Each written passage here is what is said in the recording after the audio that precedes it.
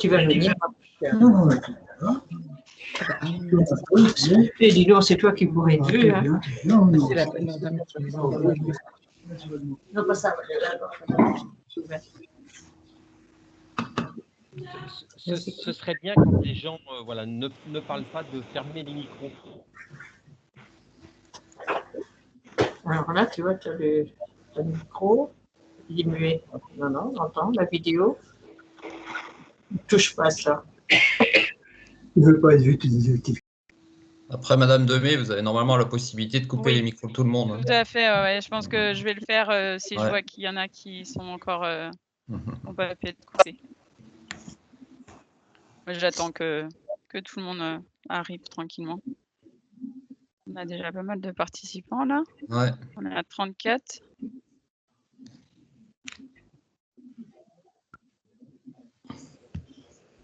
Bonjour à tous.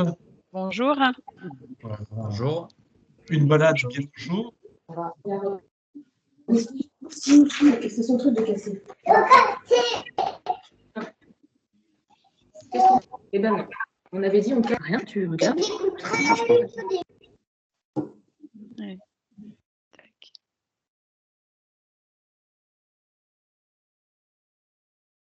Ah oui, alors par contre.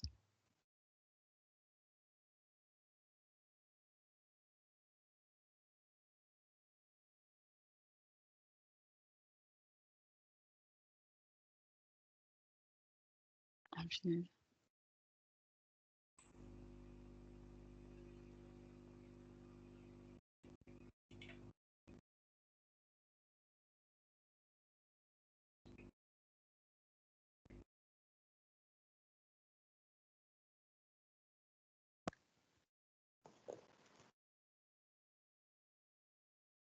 Ah.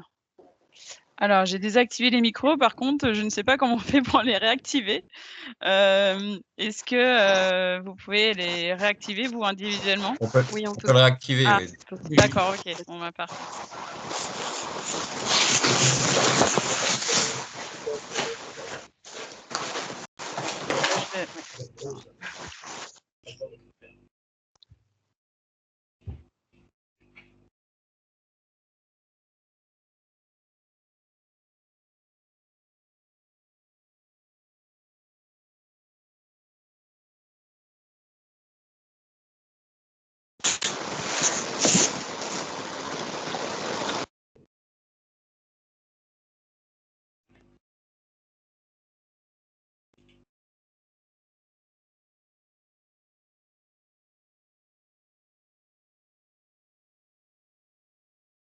J'attends encore un petit peu hein, Ouais, que ça arrive encore. Donc, ouais. Il est tout encore, il n'y a que 33. Voilà. Oh bah mince, ma présentation, elle est partie. Donc, ah mince, faut que je la remette.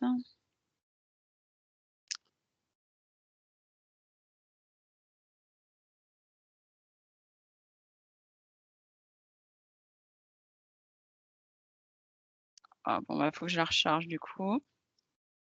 Si vous le souhaitez, le temps que Gilles Drelin là, le temps que vous retrouviez votre Ouais. votre présentation, je peux peut-être oui. rapidement intervenir et peut-être introduire le sujet du jour. Tout à fait. Hein, comme ça, voilà, ce sera fait. Hein, parce que je pense que le temps va être compté si l'objectif c'est de terminer vers 11h30, c'est ça? C'est ça.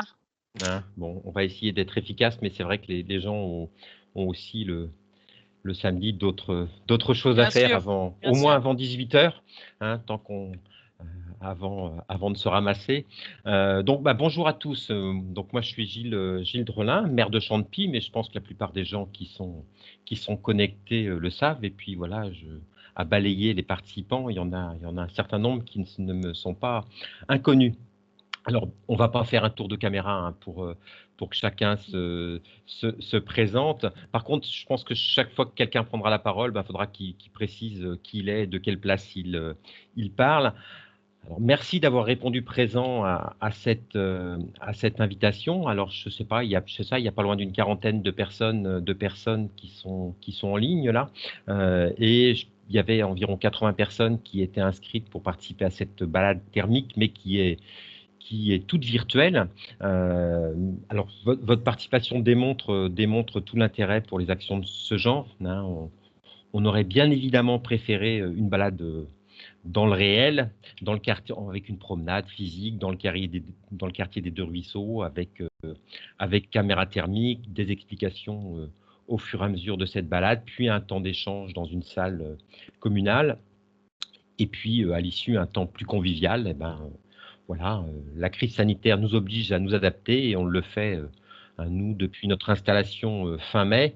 Hein. Donc voilà, ben, on va continuer ce matin. C'est aussi une nouvelle expérience concernant cette balade thermique. Alors moi, je suis très satisfait de lancer cette rencontre qui découle clairement de notre projet politique, qui met en avant à la fois la participation citoyenne, l'amélioration de la vie des habitants et la préservation de notre environnement. Donc voilà, on est vraiment à l'interface ce matin de ces trois champs.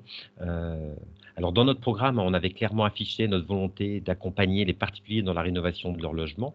Donc, cette rencontre ce matin en est la première manifestation. Alors merci à Fabrice Matoulin, hein, qui est l'élu adjoint en charge de la transition écologique dans l'équipe municipale, d'avoir œuvré pour la mise en place de cette initiative. Merci à l'Agence locale de l'énergie et du climat du Pays de Rennes pour nous avoir accompagnés dans cette démarche. Et en espérant que chacune et chacun d'entre vous trouvera des réponses ce matin à ces interrogations sur la question de la rénovation énergétique, les économies d'énergie, les aides financières envisageables, les aides possibles pour les travaux, hein, et puis que tout ce qui concerne l'audit thermique n'aura plus de secret pour vous à l'issue de cette présentation. Hein, et on sait qu'avec l'ALEC, eh ben, on va bénéficier d'une information à la fois objective et indépendante, hein, c'est important, avec des experts sur le sujet. Donc voilà, cette rencontre, elle a vraiment pour objectif d'être pratico-pratique et puis de répondre à vos besoins. Donc voilà, je vais laisser la parole maintenant à Madame Demey ou Madame Lajonie-Roy de l'ALEC, hein, qui vont nous détailler le déroulement de cette matinée. Alors, je ne sais pas, hein, je voudrais bien m'excuser, je ne sais pas si je vais pouvoir rester jusqu'à 11h30, mais je vais participer au moins à la présentation et peut-être à une partie des échanges qui vont suivre. Je vous remercie. Merci beaucoup, Monsieur Drelin. Je vais continuer, hein, vu que là, ça y est, la présentation a été rechargée. Et puis, bon, on est déjà à 9h presque 40, donc on va y aller. Merci pour cette introduction. Donc alors, moi, je me présente, donc je suis Aurélie Demey, donc je travaille à l'ALEC. Donc l'ALEC, c'est l'Agence locale de l'énergie et du climat du Pays de Rennes. C'est une association loi 1901 qui a été créée maintenant il y a un peu plus de 20 ans. Et le rôle de l'ALEC, c'est de sensibiliser vraiment et d'accompagner en fait tous les acteurs du territoire, que ce soit les particuliers, les collectivités également, sur la transition énergétique, quoi. Voilà. On est basé à Rennes même, au boulevard Clémenceau. Voilà.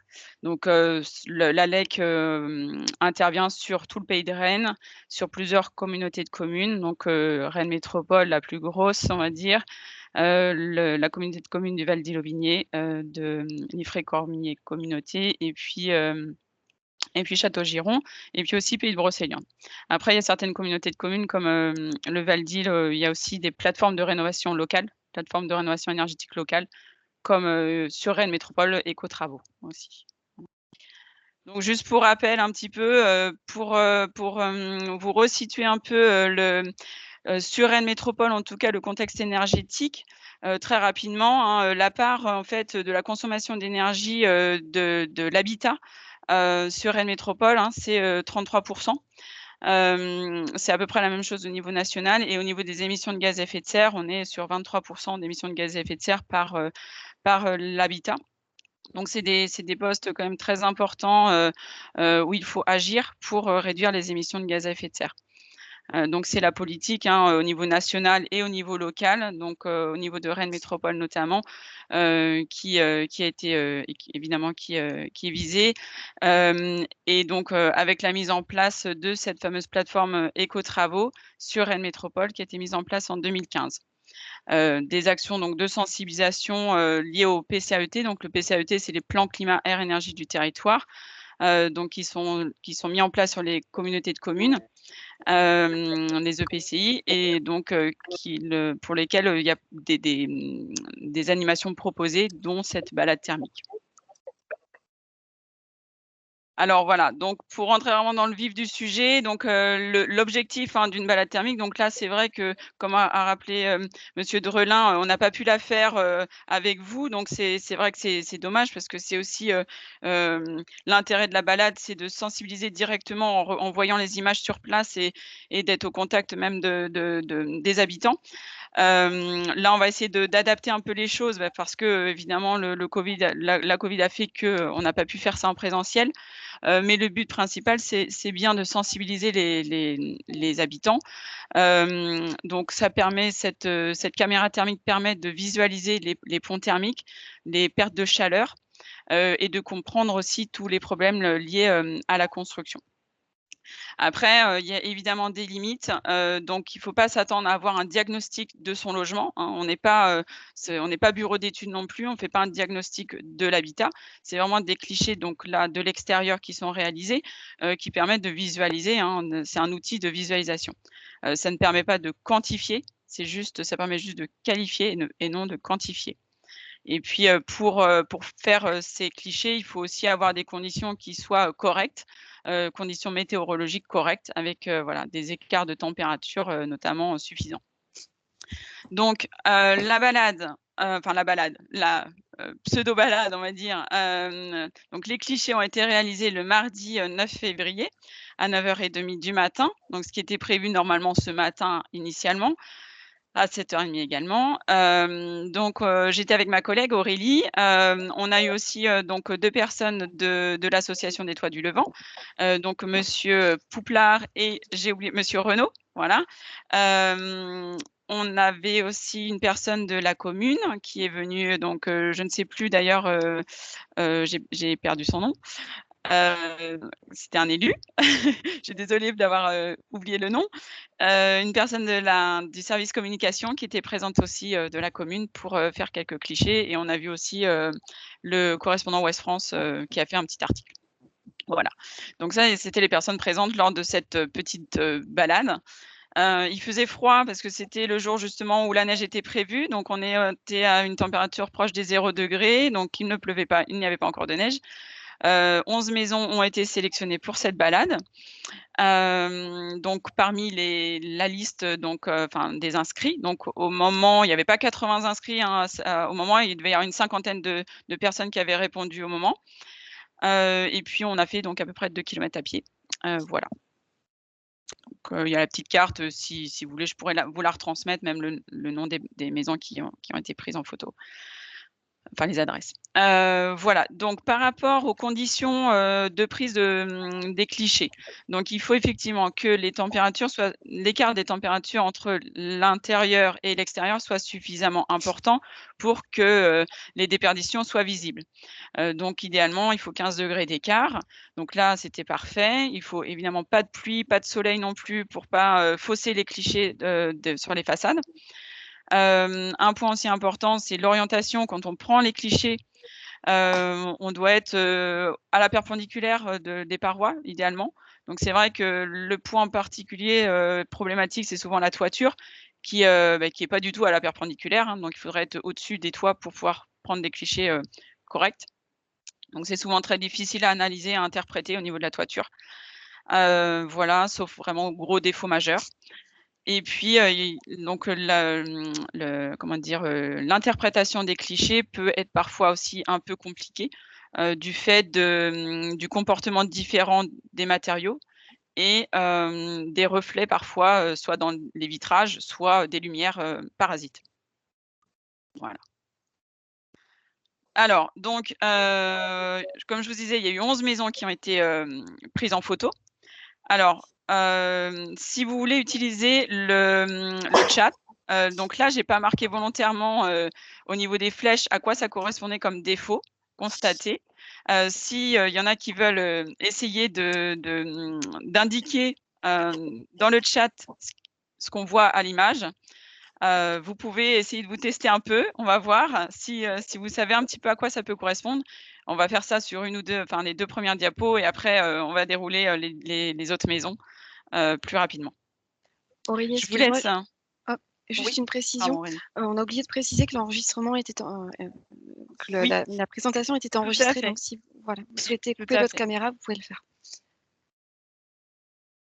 Alors, je ne sais pas si vous savez utiliser le chat. Vous avez en haut de votre écran une conversation. Donc, vous pouvez afficher la conversation. C'est un petit, comme un petit texte. Et vous pouvez écrire donc les commentaires.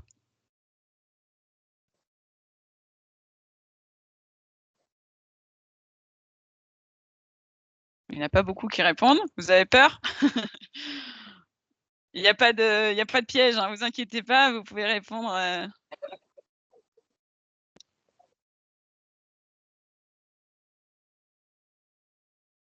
Alors voilà, donc bon là déjà il y a une bonne réponse. Effectivement, donc l'image donc de gauche, la partie en toiture, la zone plus rouge, même blanche au niveau de la toiture, on est bien sur une bouche de VMC, une évacuation de VMC.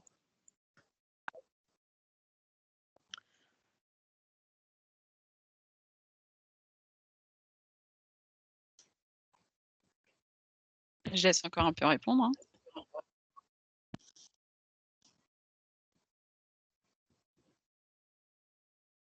Ça permet de voir justement comment ça peut être interprété. Et puis la difficulté aussi d'analyse. Alors après, évidemment, vous n'êtes pas non plus des spécialistes, hein, mais ça permet de vous montrer que c'est pas forcément facile non plus à analyser. Voilà, on a des réponses. Alors donc, je vais vous lire les réponses. Donc la bouche de VMC, donc ça, c'est une bonne réponse. Affaiblissement de l'isolant. En bas de la même photo, alors, hop, en bas de la même photo, la porte d'entrée non isolée. Pont thermique, isolation dégradée, dalle de la base triangulaire à droite. Le rouge correspond à des grosses pertes de chaleur. Voilà. Alors, je vais reprendre la main du coup. Alors toutes les réponses sont bonnes, sauf alors peut-être le simple vitrage. Je pense pas que ce soit du simple vitrage a priori, mais c'est une zone effectivement où il y a des pertes de chaleur importantes. Voilà. Donc, alors la sortie de VMC, donc au niveau de la toiture. Donc évidemment, c'est une zone où il y a de la chaleur à s'échapper, ce qui est normal vu que c'est la sortie de l'air vicié de la maison. Donc c'est une zone forcément chaude. Donc rien d'anormal en soi. La présence des ponts thermiques, donc au niveau du pignon, on voit très nettement le pont thermique en fait de plancher intermédiaire, donc entre le rez-de-chaussée et l'étage. On voit même au-dessus, au niveau du triangle de la partie haute, un pont thermique également. Au niveau de la façade, effectivement, il y a un défaut d'isolation, probablement. Alors, j'ai mis point d'interrogation parce que ça reste quand même à confirmer, bien sûr, mais il y a une zone en tout cas qui a priori ressort quand même avec une performance un peu moins bonne que la partie basse du mur. Donc ça, c'est pareil, c'est un cliché de l'extérieur. Ça peut être intéressant de faire les clichés de l'intérieur pour confirmer aussi. Et puis au niveau des déperditions des menuiseries, donc on est sur la porte d'entrée. Donc là, il y a une zone effectivement plus déperditive. Après, c'est aussi lié au fait qu'il y a un renfoncement au niveau de la porte d'entrée. Donc c'est une zone aussi qui est moins perturbée au niveau des flux d'air. Donc il y a moins de renouvellement d'air à cet endroit-là et donc ça paraît aussi un peu plus chaud. Voilà. Donc une petite dernière, donc là ça va être assez facile je pense pour vous. Il y en a 2 uniquement. Donc, je vous laisse juste terminer pour celle-ci et après, on va avancer un peu plus vite.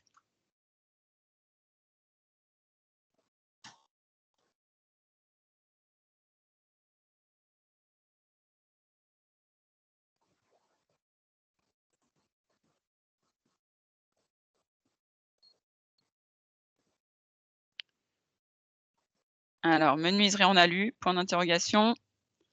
Alors ça, moi, je n'ai pas la nature de la menuiserie. On n'est pas rentré dans les jardins. Voilà, donc il y a confirmation a priori. Alors, porte vitrée, tout à fait. Peut-être une dalle mal isolée. La dalle de la terrasse sera-t-elle liée à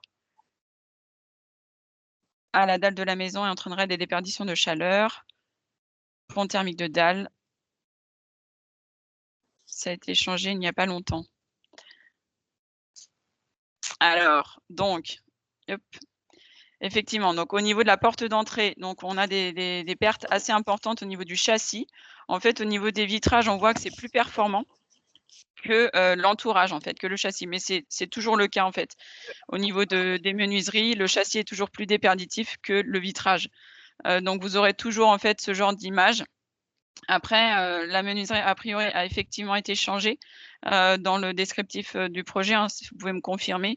Donc c'est Madame Chénaud, je ne sais pas si elle est là. Du coup, une menuiserie, en fait, sera toujours plus déperditive même qu'un mur. Donc, à l'image thermographique, ça ressortira de toute façon toujours plus rouge qu'un mur, parce qu'on n'est pas du tout sur les mêmes performances qu'un mur isolé. D'accord? Mais effectivement, on voit bien la différence entre le vitrage même et le châssis. Et au niveau de la dalle, donc on a effectivement un pont thermique au niveau de la dalle. Après, il peut y avoir aussi présence d'humidité et donc l'humidité ressort aussi un peu à l'image de la même façon que des pertes de chaleur. Mais là, a priori, donc on est quand même sur un pont thermique de dalle. Et on voit aussi au niveau du plancher intermédiaire le pont thermique qui apparaît. Voilà, donc je continue. Donc là, on était donc 4 places des Minquiers.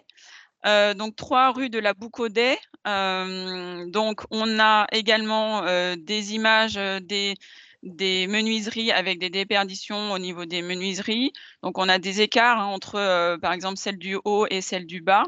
Donc ça peut être lié effectivement à la qualité de la menuiserie, mais ça peut être aussi lié à des reflets de vitrage des reflets dans le vitrage qui peuvent fausser parfois aussi l'image. Donc ce qui est important, c'est voir aussi le châssis qui est plus déperditif que le vitrage lui-même. Après, si on était sur du simple vitrage, mais là, c'est pas le cas, on aurait des images encore beaucoup plus rouges, hein. Là, on est sur des écarts de température. Ce qui est important hein, dans une image de thermographie, c'est cette échelle de température aussi qui permet de visualiser en fait les différences à l'image des différents éléments. Donc là, on n'est pas sur des gros écarts de température. Donc c'est pas non plus très significatif par rapport aux pertes de chaleur même. Mais ça permet de visualiser quand même les ponts thermiques et les défauts.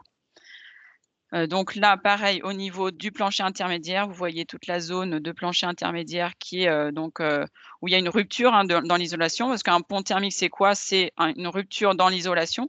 Aurélie en parlera un petit peu plus tard hein, dans les différentes solutions techniques. Mais quand on est en isolation par l'intérieur, on aura toujours en fait un pont thermique de plancher intermédiaire parce que c'est une zone qui ne peut pas être isolée. Vous avez l'isolant qui est au niveau du mur donc de l'étage, au niveau du mur du rez-de-chaussée et entre les deux la dalle.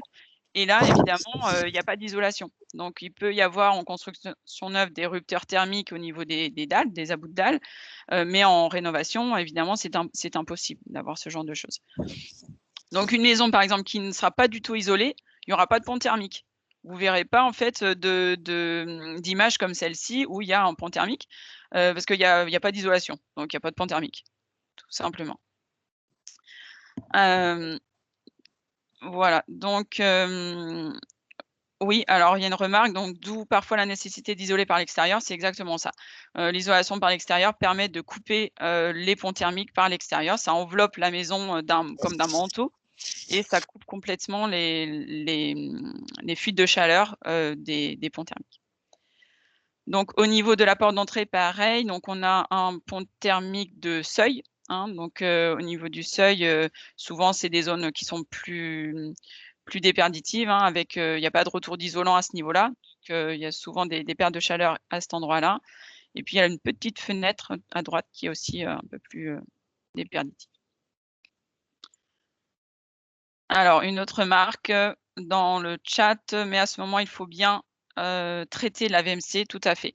Quand on isole un mur, il faut évidemment penser à la ventilation. On va en parler tout à l'heure. Je rentre pas dans le détail technique, je déroule moi les images et ma collègue vous expliquera en détail les solutions et les importances des différentes interactions entre les différents postes.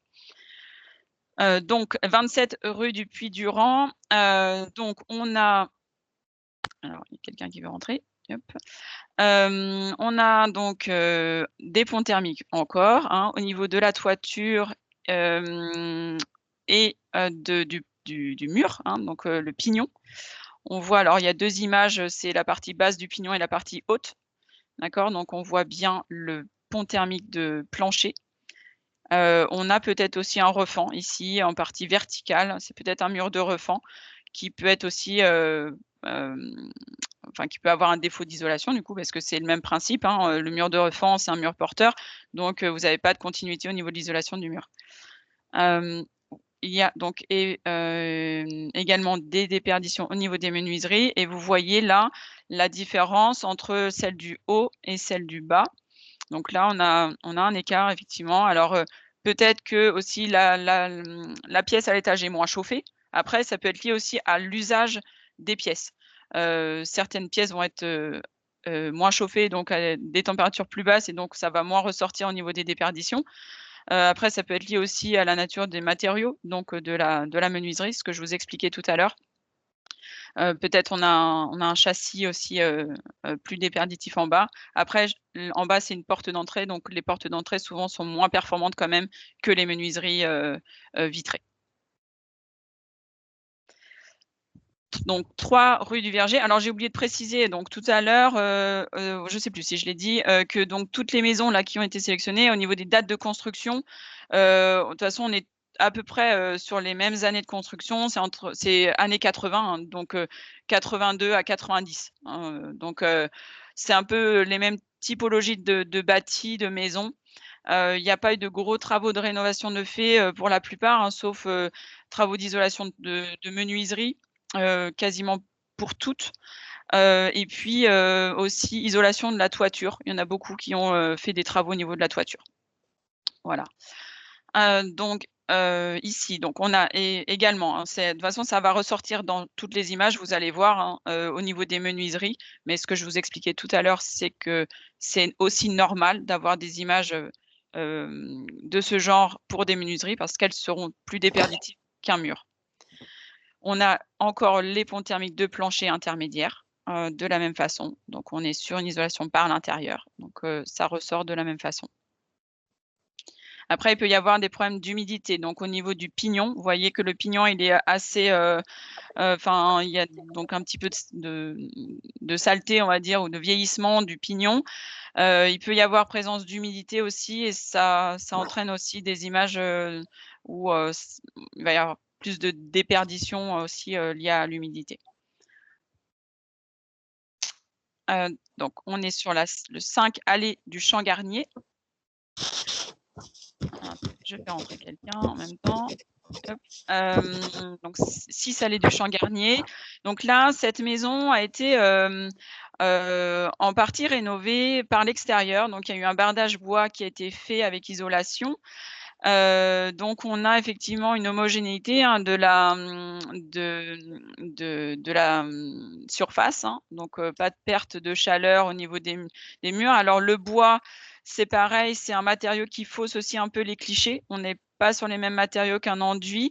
Donc c'est vrai que ça peut ressortir aussi un peu plus froid là, parce que c'est un bardage ventilé, donc c'est aussi plus froid, c'est normal. Après au niveau du plancher intermédiaire, on voit quand même un peu de perte de chaleur malgré tout. On garde, un petit peu de déperdition à ce niveau-là. Il y a peut-être pas eu d'isolation en partie, en soubassement au niveau en soubassement, en pas sous toiture, mais en débord de mur quoi, d'étage. Donc il peut y avoir peut-être un petit peu de perte de chaleur à cet endroit. Et puis vous voyez également au niveau du seuil, hein, de la porte, vous avez également le même problème, qui a déjà été constaté avec un pont thermique au niveau du seuil. Et oui, et pardon, il y avait aussi une indication sur le défaut d'étanchéité à l'air au niveau de l'entourage de la menuiserie. Alors, j'aurais pu mettre un point d'interrogation parce que c'est pas forcément que un problème d'étanchéité à l'air. C'est aussi une zone, donc c'est le châssis de la menuiserie, donc c'est aussi une zone plus froide. Et vous avez aussi le fait que ce soit dans un angle. Donc, ce que je vous expliquais tout à l'heure, c'est des zones aussi avec moins de perturbations, moins de flux, donc ça peut ressortir un peu rouge. Mais il peut y avoir aussi un problème de réglage tout simplement de la porte d'entrée avec un réglage pour qu'elle soit plus étanche aussi à l'air. Donc 11 rue des Perciers. Alors, on a donc des ponts thermiques de la même façon au niveau des planchers intermédiaires. On a au niveau de la menuiserie de la grande baie vitrée, là, on a a priori des déperditions un peu plus importantes quand même à ce niveau-là, au niveau de la grande baie, qu'au niveau des autres. Donc peut-être qu'elle est plus ancienne, je ne sais pas. En tout cas, ça ressort plus déperditif à ce niveau-là que les autres menuiseries. Et puis alors, cette zone-là, au niveau du mur, donc de l'image de gauche, il y a une zone qui est beaucoup plus blanche là. C'est une sortie en fait d'évacuation de fumée de la chaudière. La chaudière en fait, elle est sur le côté et vous avez l'évacuation de la chaudière qui pulse en fait de l'air chaud. Et donc c'est cette zone en fait qui apparaît, qui est beaucoup plus chaude. Donc c'est pas un pont thermique à cet endroit-là.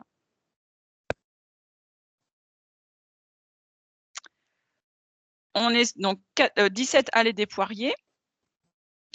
Aurélie, je te laisse regarder les petites remarques de temps en temps. Ouais, je réponds au fur et à mesure. OK, super, merci. Donc 17 allée des Poiriers, on a, comme la première image, on a une sortie de VMC donc en toiture qui ressort. Donc les menuiseries de la même façon et le pont thermique de plancher intermédiaire. Vous voyez aussi au niveau des Velux sur la toiture, là, les Velux a priori avaient été changés récemment et on voit que il y a une bonne étanchéité et a priori en tout cas pas de perte de chaleur sur les contours, ce qui peut être parfois le cas. On peut avoir des entourages avec des ponts thermiques assez importants. 20 rue de la Pierre Blanche, donc on est donc avec une maison de la même façon à isolation par l'intérieur. Donc on a des ponts thermiques au niveau des planchers intermédiaires. Et alors au niveau du faîtage, donc la partie haute de la pointe de la toiture, on a a priori quand même un petit défaut d'isolation qui peut être lié donc à un tassement d'isolant par exemple ou un petit défaut lors de la pose. Et donc des déperditions également au niveau des baies vitrées. 27 avenue des Méliettes. Alors d'ailleurs, je ne sais pas s'il y a des remarques, mais les propriétaires des maisons, si vous avez des petits commentaires à faire dans le chat, n'hésitez pas aussi à compléter les propos si vous voulez, il n'y a aucun problème. Donc 27 avenue des Méliettes. Non, c'est pas ça. Si, c'est ça. Il y a une sortie également en toiture de ventilation, donc qui ressort également au niveau de la toiture. Des ponts thermiques au niveau de ici du bas de toiture. Alors il y a un petit bout de mur aussi. Donc ça ressort à cet endroit-là. Donc et au niveau des menuiseries, donc on a également des déperditions aussi constatées au niveau des menuiseries de la même façon. Et donc là, on est, je crois, sur la dernière image. 42 rue du Blône. 42 rue du Blône. Donc on a des petites menuiseries à l'étage, et cette porte d'entrée qui est également assez déperditive. Alors la menuiserie qui est à gauche, vous voyez les volets roulants, les volets étaient baissés. Donc on voit bien aussi, alors il aurait fallu en avoir une à côté sans les volets roulants baissés, mais l'impact des volets roulants a été vraiment très important au niveau des pertes de chaleur. Donc c'est vrai que la nuit ou l'hiver, en tout cas, de baisser ses volets roulants vraiment la nuit, ça permet quand même de limiter les pertes de chaleur hein, dans le logement, malgré tout. Voilà. Voilà, donc, alors, pour faire un petit bilan de l'ensemble de tous ces clichés, vous avez vu, hein, c'est souvent les mêmes images. Alors, il y a un micro qui n'est pas coupé. Je coupe le micro. Hop, voilà. Donc, vous avez vu, donc on a constaté des ponts thermiques de plancher intermédiaire hein, pour toutes les maisons, hein, ça a été le cas, du fait de l'isolation par l'intérieur. Des ponts thermiques de dalles, donc au niveau du soubassement. Là, c'est le même problème constaté du fait de l'isolation par l'intérieur. Quand on est en isolation par l'extérieur, par contre, il peut y avoir encore un pont thermique de dalle. Vous allez le voir sur une image que je vais vous montrer après. Si on ne descend pas au niveau du soubassement de la maison. Parce qu'il faut pouvoir descendre plus bas, évidemment, que la dalle elle-même. Sinon, même en isolation par l'extérieur, le pont thermique ne pourra pas être coupé. Donc, les déperditions au niveau des menuiseries également. Quelques défauts d'isolation et les sorties en toiture de la ventilation. Alors, j'ai quelques autres clichés en fait. C'est des clichés qui ont été pris lors d'autres balades thermiques. Il y en a quelques-uns, il n'y en a pas beaucoup, hein, mais vous allez voir, ça permet de compléter aussi les propos et des cas en fait qui n'ont pas pu être visualisés lors de cette balade, en tout cas à Champy. Donc là, on a au niveau du mur une zone, donc vous voyez, hein, qui est très très rouge. Même blanche, donc déperditive. Alors, il y a sans doute pas d'isolation de mur et sans doute probablement la présence d'un radiateur. Donc, c'est caractéristique, hein, souvent sous les fenêtres, il y a des radiateurs de posés et d'installer. Et donc là, on a a priori clairement la présence d'un radiateur. Donc, on voit vraiment que le radiateur, il chauffe la maison, mais il chauffe aussi beaucoup l'extérieur. On a là au niveau des chiens assis, donc en toiture, vous avez sur les côtés des chiens assis une partie qui n'est pas isolée ou très mal isolée. Et donc là, vous voyez bien que cette zone est beaucoup plus déperditive par rapport au mur et puis par rapport à cette zone, on est quand même beaucoup plus déperditif. Et puis alors, une indication aussi peut-être, mais alors là, c'est vraiment point d'interrogation aussi. Peut-être un défaut d'isolation, alors présence de radiateur, mais plutôt défaut d'isolation quand même, je pense, au niveau du petit bout de toiture sous le chien assis. Voilà. Après, ça reste une toiture, peut-être qu'elle était aussi très, très humide. Moi, j'ai pas les conditions de prise de cliché de cette maison. Donc ça peut être aussi lié à d'autres paramètres. Au niveau de la toiture, donc voilà, une zone là, alors présence d'humidité ou défaut d'isolation, ou ça peut être aussi une infiltration d'eau, hein, une ardoise qui aurait été abîmée et puis infiltration d'eau par la toiture, ou un défaut carrément d'isolation à cet endroit-là qui ressort. Donc ça, on l'a vu un petit peu donc au niveau du seuil hein, des portes. Ça, je vais passer. Et alors cette image donc qui est assez parlante, avec une image, donc l'image de gauche avec cette belle croix et donc qui indique la présence du pont thermique de plancher et le pont thermique de refend. Et puis vous avez également le pont thermique de la dalle. Donc ça en isolation par l'intérieur. Donc j'étais tombée sur c'est des clichés que j'avais réalisés, ça, à Cornu, je crois, de mémoire. Donc là, il y avait une maison qui était en cours de travaux d'isolation par l'extérieur et on voit bien que ça habille vraiment la façade, quoi. Et toute la partie qui n'est pas encore isolée, on voit bien la présence des ponts thermiques. Et donc la maison de droite qui est, elle, par contre, une isolation par l'extérieur. Donc il y a vraiment une homogénéité sur toute la surface. Et par contre, ce que je vous disais tout à l'heure, c'est au niveau de la dalle, vous voyez nettement une zone blanche et rouge, qui, elle, n'a pas pu être traitée parce que l'isolation s'est arrêtée juste avant. Parce qu'il y a des limites hein, à respecter au niveau des matériaux. Donc, c'est 15 cm par rapport au niveau du sol et à l'isolant. un isolant classique et un enduit classique. Après, il y a des matériaux adaptés pour supporter l'humidité du sol, donc qui peuvent être posés justement au niveau du soubassement. Mais là, ça n'a a priori pas été fait. Voilà, donc ça, tous les clichés vus de l'extérieur et de l'intérieur, il peut être intéressant d'en faire également pour compléter parce que toutes les informations ne sont pas, enfin les constats ne peuvent pas être faits de l'extérieur, notamment au niveau de la toiture, ce que je vous expliquais tout à l'heure. Donc en faisant des clichés par l'intérieur, ça permet de voir les défauts d'isolation, tout ce qui est infiltration d'air, les problèmes d'humidité également et aussi tout ce qui est réseau de distribution de chaleur. Donc, alors, au niveau de défauts d'isolation et des ponts thermiques, donc là, on est donc dans la maison, au niveau de l'étage, sous le rampant de toiture. Donc toute la partie bleue, alors les images sont inversées, hein, puisque quand on est à l'extérieur du logement, les images, enfin les couleurs qui vont être rouges vont caractériser des pertes de chaleur. Et quand on va être à l'intérieur, ça va être l'inverse. C'est tout ce qui va être bleu, plus froid, qui va être caractéristique de perte de chaleur et en tout cas d'entrée d'air froid, de zones plus froides.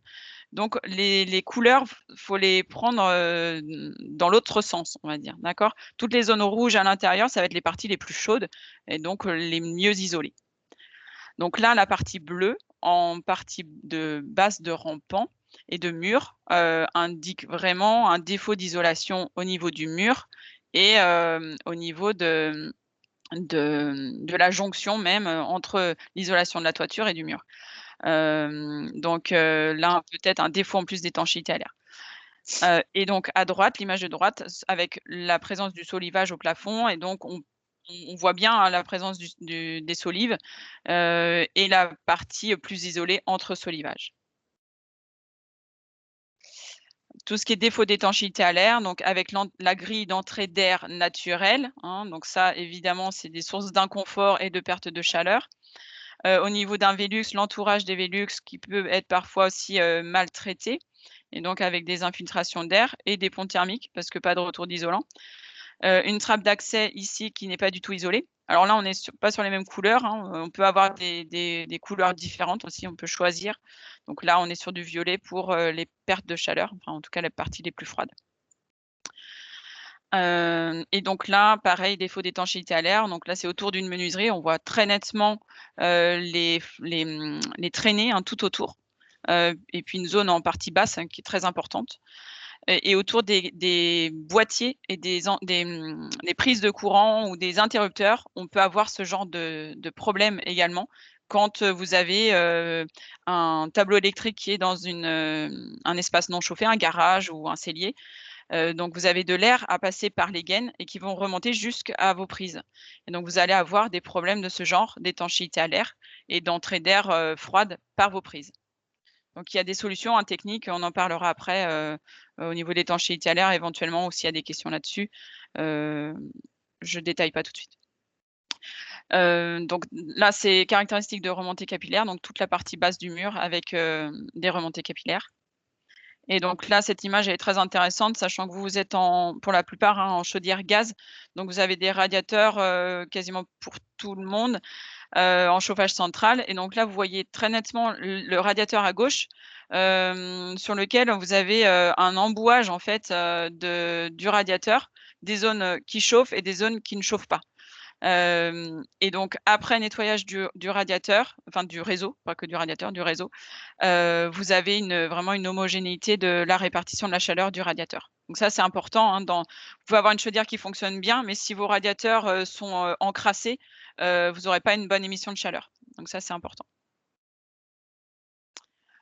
Voilà, donc une fois que les problèmes ont été constatés, alors que ce soit visuellement par ces images de thermographie dans le logement, vous aussi, chez vous, vous pouvez faire des constats tout simplement par la présence d'humidité ou de moisissure ou même de dégradation visible, hein, de l'isolation dans les combles ou de vieillissement des équipements.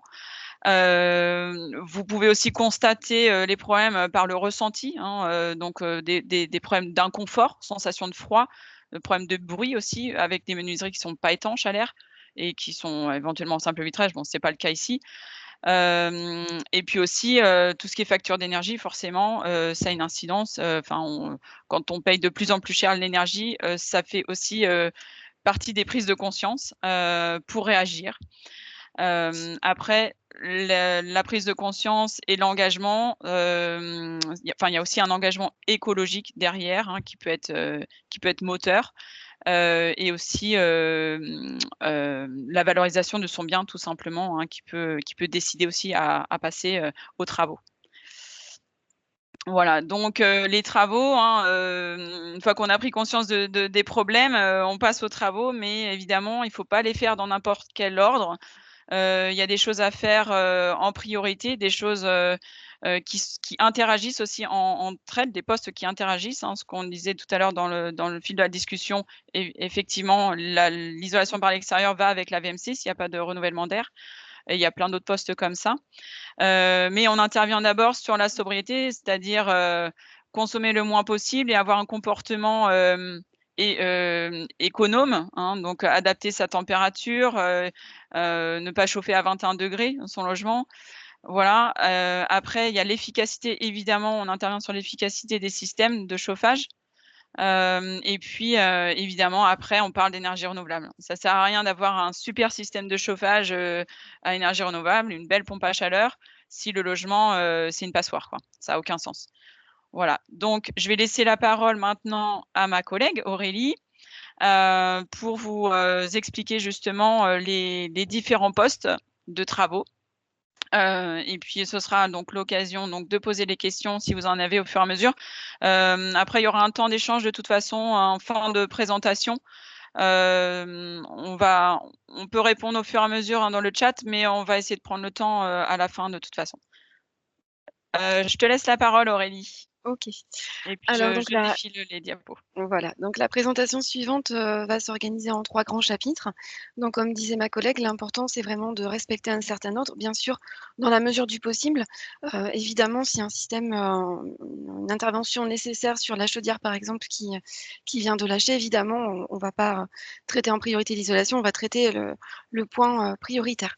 Donc l'isolation évidemment c'est, l'élément majeur, ce qu'on va considérer en priorité d'abord, puisque le rôle du système de chauffage, ça va être de compenser les déperditions qui se font au niveau de l'enveloppe. Donc l'enveloppe, ça va être les parois verticales, les murs, ça va être aussi les planchers, ça va être les combles.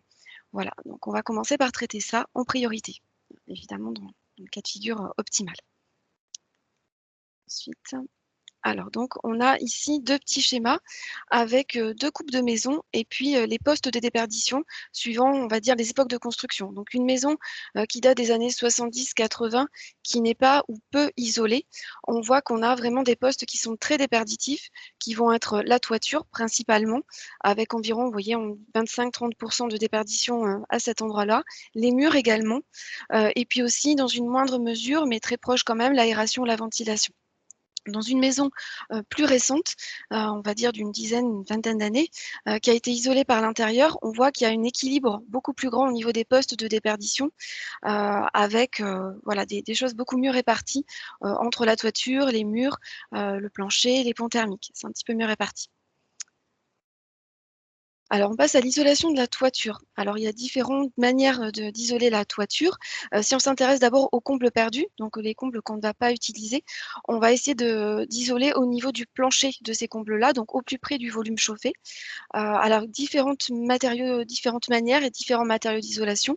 On peut utiliser des isolants qu'on va dérouler en rouleau, donc en 2 couches, qu'on va venir croiser pour éviter justement les fuites et essayer de compenser au maximum ces petites fuites d'air. On peut également souffler de l'isolant, par exemple de la ouate de cellulose ou aussi de la laine minérale, hein, ça dépend de différents matériaux qu'on va pouvoir souffler comme ça sur le plancher. On prendra soin de mettre un pare-vapeur si nécessaire, ça l'est dans la plupart du temps. On le voit également, on le voit là sur le petit schéma, on voit la marque Isover. Bien sûr, on a différentes marques de pare-vapeur. Pare-vapeur ou frein-vapeur, hein, on peut utiliser ces deux termes pour la différence de diffusion de perméabilité, enfin de vapeur d'eau. Donc ça a à la fois un rôle au niveau de l'étanchéité à l'air du bâti et au niveau aussi de la transmission de vapeur d'eau qui est produite dans le volume chauffé et qui va donc être réduit et être diffusé en quantité minime dans l'isolant. Donc là, on est sur les planchers de combles perdus, donc des planchers qui ne vont pas être utilisés pour des combles qui ne sont pas aménagés ou pas aménageables, en tout cas pas en immédiat. Donc après, on a... Ah, pardon. Hop. Voilà. Donc là, voilà, maintenant on est dans le cas de figure de combles qui sont aménagés, donc dans lesquels on va évidemment utiliser le volume qui est sous rampant de toiture.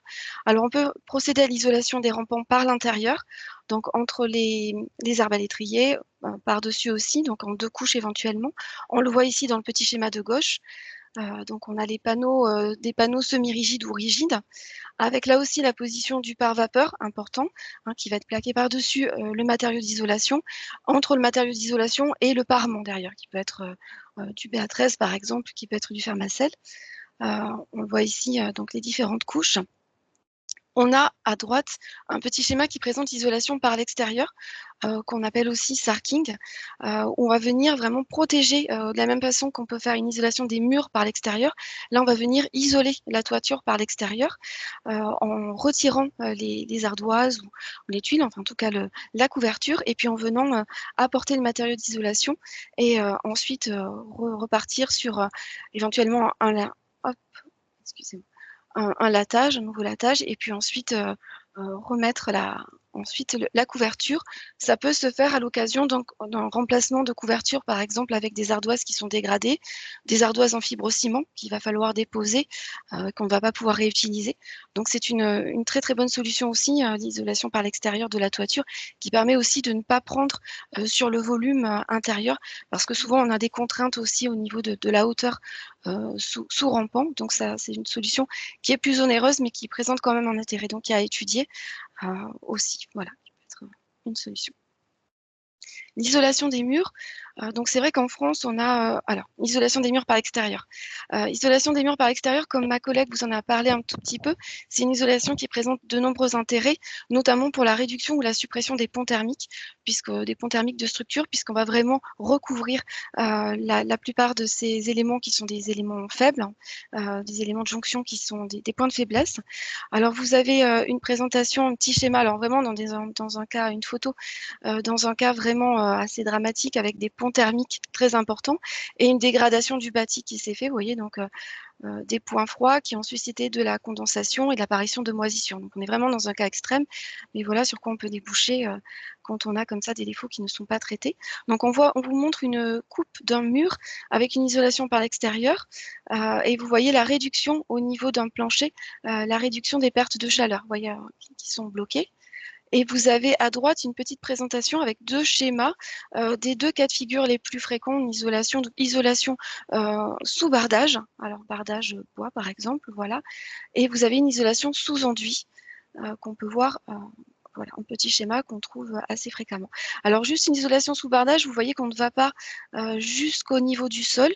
On respecte cette distance de 15-20 cm, alors pour la plupart des matériaux, pour éviter les remontées par capillarité qui pourraient dégrader l'isolant, et aussi les projections qui peuvent se faire en pied de mur, les projections d'eau qui pourraient dégrader l'isolant. Donc, à cet endroit-là, on a une grille anti-rongeur, voilà, on a cette protection-là, et on doit avoir un traitement différencié donc, de cette petite partie-là, donc 15 cm entre le niveau du sol et puis le départ de l'isolation, et dans l'idéal, bien sûr, descendre au niveau du pied de mur pour réduire les ponts thermiques à cet endroit-là.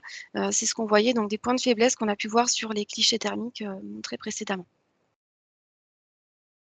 Hop, donc on est toujours sur l'isolation des murs par l'extérieur. Donc là, on vous montre l'intérêt d'une isolation. Donc on voit le petit schéma de droite qui vous montre, vous voyez les petites courbes, là, ça représente une coupe de matériaux d'isolation. Et donc vous voyez la quantité de... Hop, on voit le choc thermique qui est réduit, bien sûr, puisque là, on va couvrir le mur par l'extérieur, donc on va réduire la température du mur, réduire la différence de température, du coup, entre la paroi extérieure et la paroi intérieure. Et là, vous avez une petite photo qui montre donc des fissures qui peuvent naître d'un choc thermique, répété, entre les différentes saisons aussi, avec l'apparition de micro-fissures qui peuvent s'élargir et qui présentent ensuite des points de faiblesse, et puis vous pouvez avoir des infiltrations d'eau à la longue qui peuvent se faire à ces endroits-là. Toujours l'isolation, une présentation encore d'isolation des murs par l'extérieur, avec la notion importante d'inertie du bâtiment qui est conservée. Donc l'inertie, c'est cette propriété du mur, d'un matériau, à emmagasiner la chaleur. Et ensuite, on a une propriété importante qui en découle, qui est le déphasage, qui est donc cette restitution progressive dans le temps de cette chaleur emmagasinée. Donc vous voyez qu'avec une isolation des murs par l'extérieur, on va pouvoir conserver cette inertie du matériau et avec la chaleur qui est conservée dans le volume chauffé, ce que l'on souhaite évidemment au maximum. Alors là, on passe à l'isolation des murs par l'intérieur qu'on trouve encore plus fréquemment en France. Donc une isolation des murs par l'intérieur qui est encore très fréquente, qui n'est pas forcément la plus performante, on l'a vu un petit peu avant. Qui entraîne des ponts thermiques difficiles à traiter. On avait des clichés qui étaient très parlants à ce sujet, où on voyait vraiment les ponts thermiques au niveau des murs de refond et au niveau des planchers intermédiaires et planchers bas, qui réduit l'inertie du bâtiment aussi. Donc on vous présente deux petits schémas avec les méthodes traditionnelles d'isolation thermique par l'intérieur. Donc là, en partie, le petit schéma du haut, c'est un dessin qui vous montre une isolation qui se fait entre maçonnerie et contre-cloison en briques. Donc un système qu'on trouvait fréquemment dans les années 80, qu'on peut trouver encore aujourd'hui aussi. En partie, voilà, tout en bas, on a un petit schéma qui présente une autre méthode. Là, c'est une isolation avec une ossature. Donc l'ossature qui va maintenir le complexe isolant, qui va permettre aussi, ensuite on va avoir le plaquage.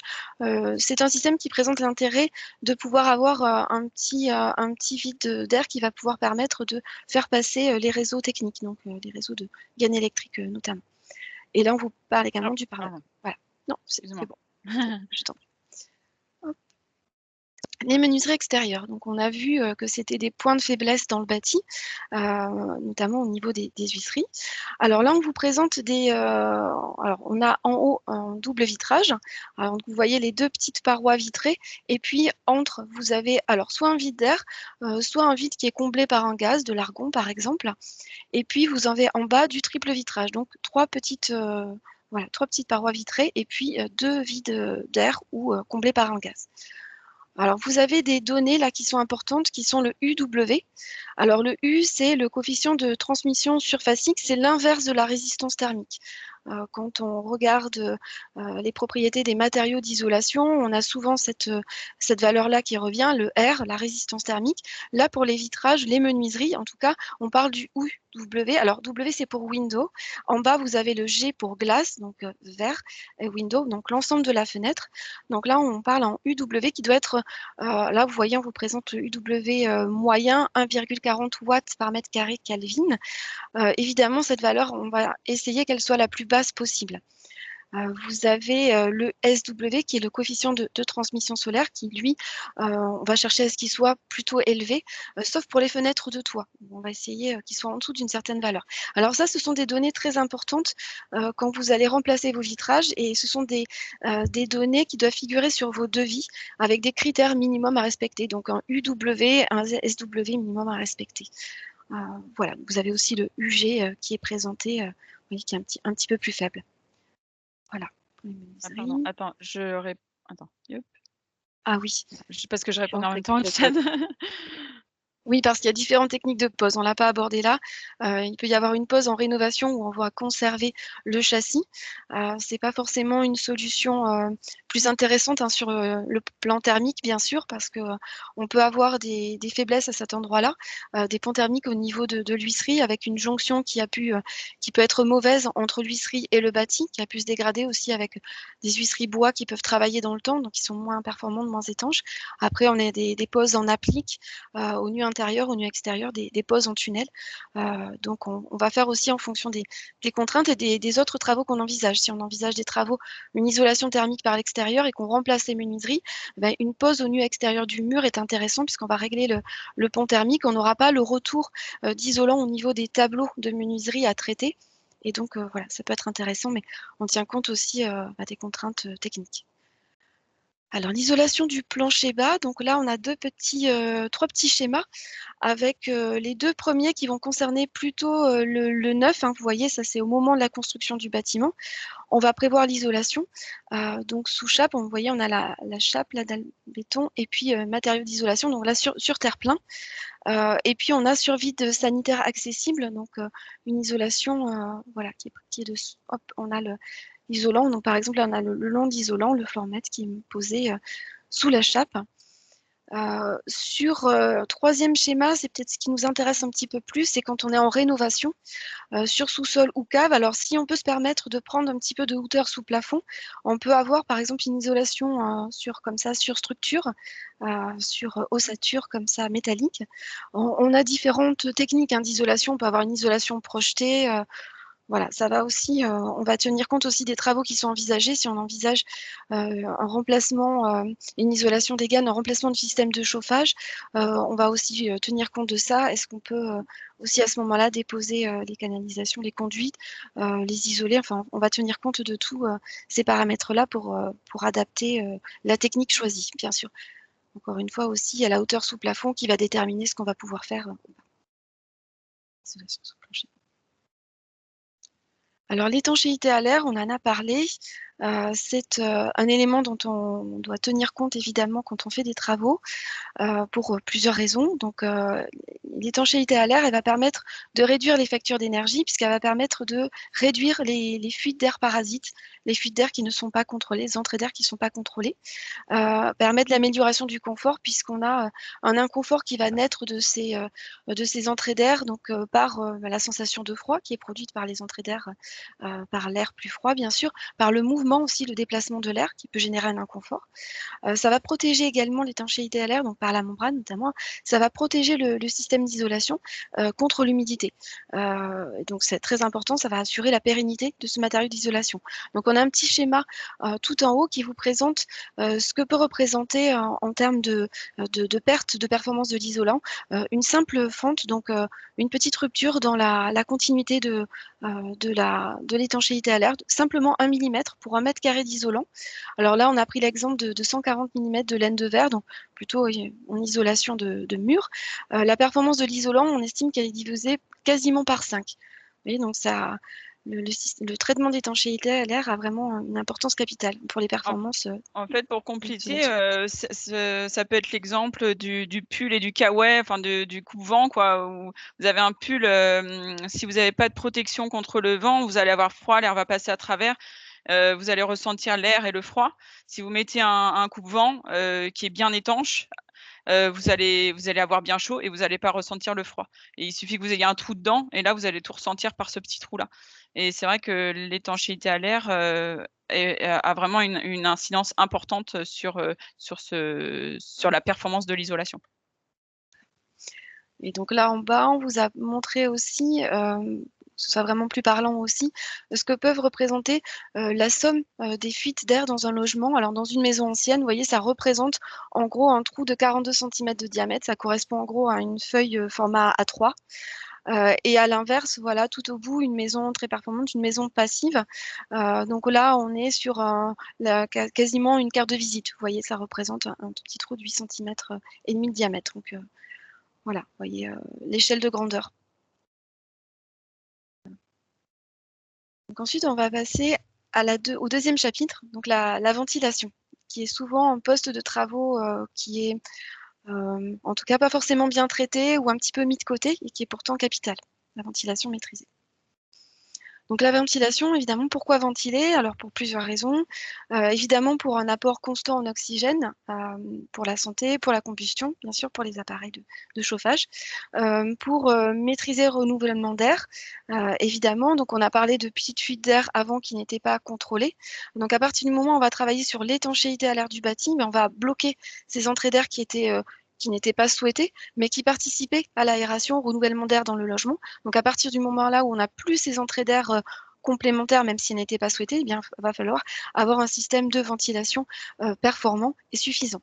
Ça va permettre d'évacuer l'humidité aussi qui va stagner, donc humidité qui provient de la vapeur due aux usages dans le bâtiment, de la respiration aussi, donc des occupants du logement. Ça va permettre également, cette ventilation, d'évacuer les odeurs et aussi les polluants, puisqu'on estime que les maisons sont beaucoup plus polluées, l'air intérieur est pollué 5 à 7 fois plus pollué que l'air extérieur. Donc c'est important d'avoir un renouvellement d'air suffisant dans des logements. Alors, on a là des systèmes de ventilation mécanique. Alors, 2 grands systèmes, ventilation simple flux, VMC, donc c'est pour ventilation mécanique. Alors là, la simple flux à gauche et la double flux à droite. Il y a d'autres systèmes aussi qui existent, on en parlera un tout petit peu. Donc la VMC simple flux, donc vous avez le caisson d'extraction qui est la plupart du temps suspendu, présenté dans les combles, suspendu aux pièces de charpente, avec ensuite les gaines, vous voyez, qui partent et qui vont venir dans les pièces humides. Alors pièces humides, ça va être cuisine, salle de bain, toilettes, qui vont venir avec des bouches d'extraction prélever cet air vicié. Et ensuite, vous avez une extraction, une évacuation qui va se faire par la toiture. Avec, vous avez cette gaine-là, et puis vous avez les 2 petites flèches qui vous montrent l'évacuation qui se fait par la toiture. Donc bien sûr, ça ne se fait pas dans les combles, hein, ça se fait à l'extérieur. Et vous avez donc les petites flèches bleues qui correspondent aux entrées d'air, donc des entrées d'air contrôlées qui vont se faire à des endroits bien précis. Donc la plupart du temps, au niveau des menuiseries, donc au niveau des mortaises, des petites entrées d'air qui sont dans les huisseries en partie haute ou dans les caissons de volets roulants. Ici, et vous avez la ventilation double flux, donc il y a un système différent. Vous avez double réseau de gaines là. Vous n'avez pas d'entrée d'air dans les menuiseries. Vous avez toujours ce réseau d'extraction et vous avez un réseau d'insufflation, donc qui se fait dans les pièces de vie, chambre, salon, voilà, les pièces sèches, avec donc double extracteur. Et puis vous avez ici donc une prise d'entrée d'air. Alors en bleu, et puis une bouche d'évacuation avec une distance à respecter bien sûr entre les deux, hein, pour que vous ne préleviez pas bien sûr l'air qui est extrait. Alors, donc, plus contraignant, ventilation double flux, qui présente l'intérêt avec cet échangeur. Vous voyez un petit rectangle. L'intérêt, c'est de prélever les calories qui viennent de l'air extérieur pour ensuite chauffer en partie l'air qui va être insufflé. Donc c'est intéressant.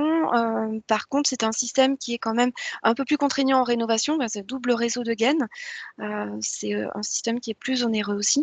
Donc on ne sait pas toujours possible non plus de partir sur ce type de ventilation.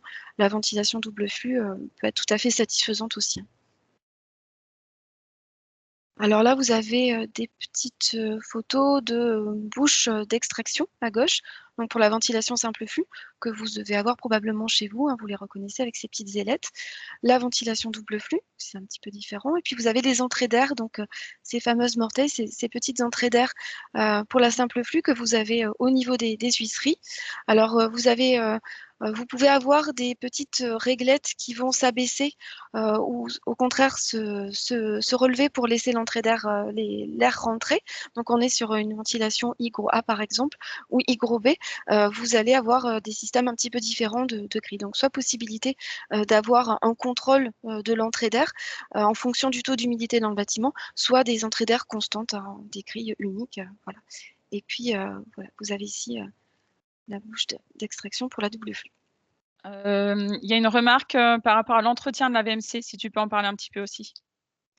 Oui, alors la ventilation, l'entretien, c'est vrai que c'est souvent négligé. On prévoit de le faire tous les ans. De nettoyer aussi régulièrement ces bouches. Donc ça, de démonter, de nettoyer, de remplacer, s'il y a ça fonctionne avec des piles, de remplacer, penser à remplacer les piles. On peut faire des petits contrôles pour vérifier simplement, facilement, si les extractions d'air se font toujours avec une petite feuille de sopalin ou de papier toilette, par exemple, voir si ça reste collé à la bouche, ça veut dire que l'extraction se fait. Alors, ça ne détermine pas si l'extraction est suffisante, mais en tout cas, ça permet de vérifier que ça fonctionne toujours ou pas. Voilà, après, évidemment, un contrôle par un professionnel tous les ans, c'est largement recommandé. Hop, donc là, Voilà, donc là, on a la présentation de la ventilation hygroréglable B, donc hygro B, avec le débit de ventilation qui est en fonction de l'hygrométrie intérieure et extérieure.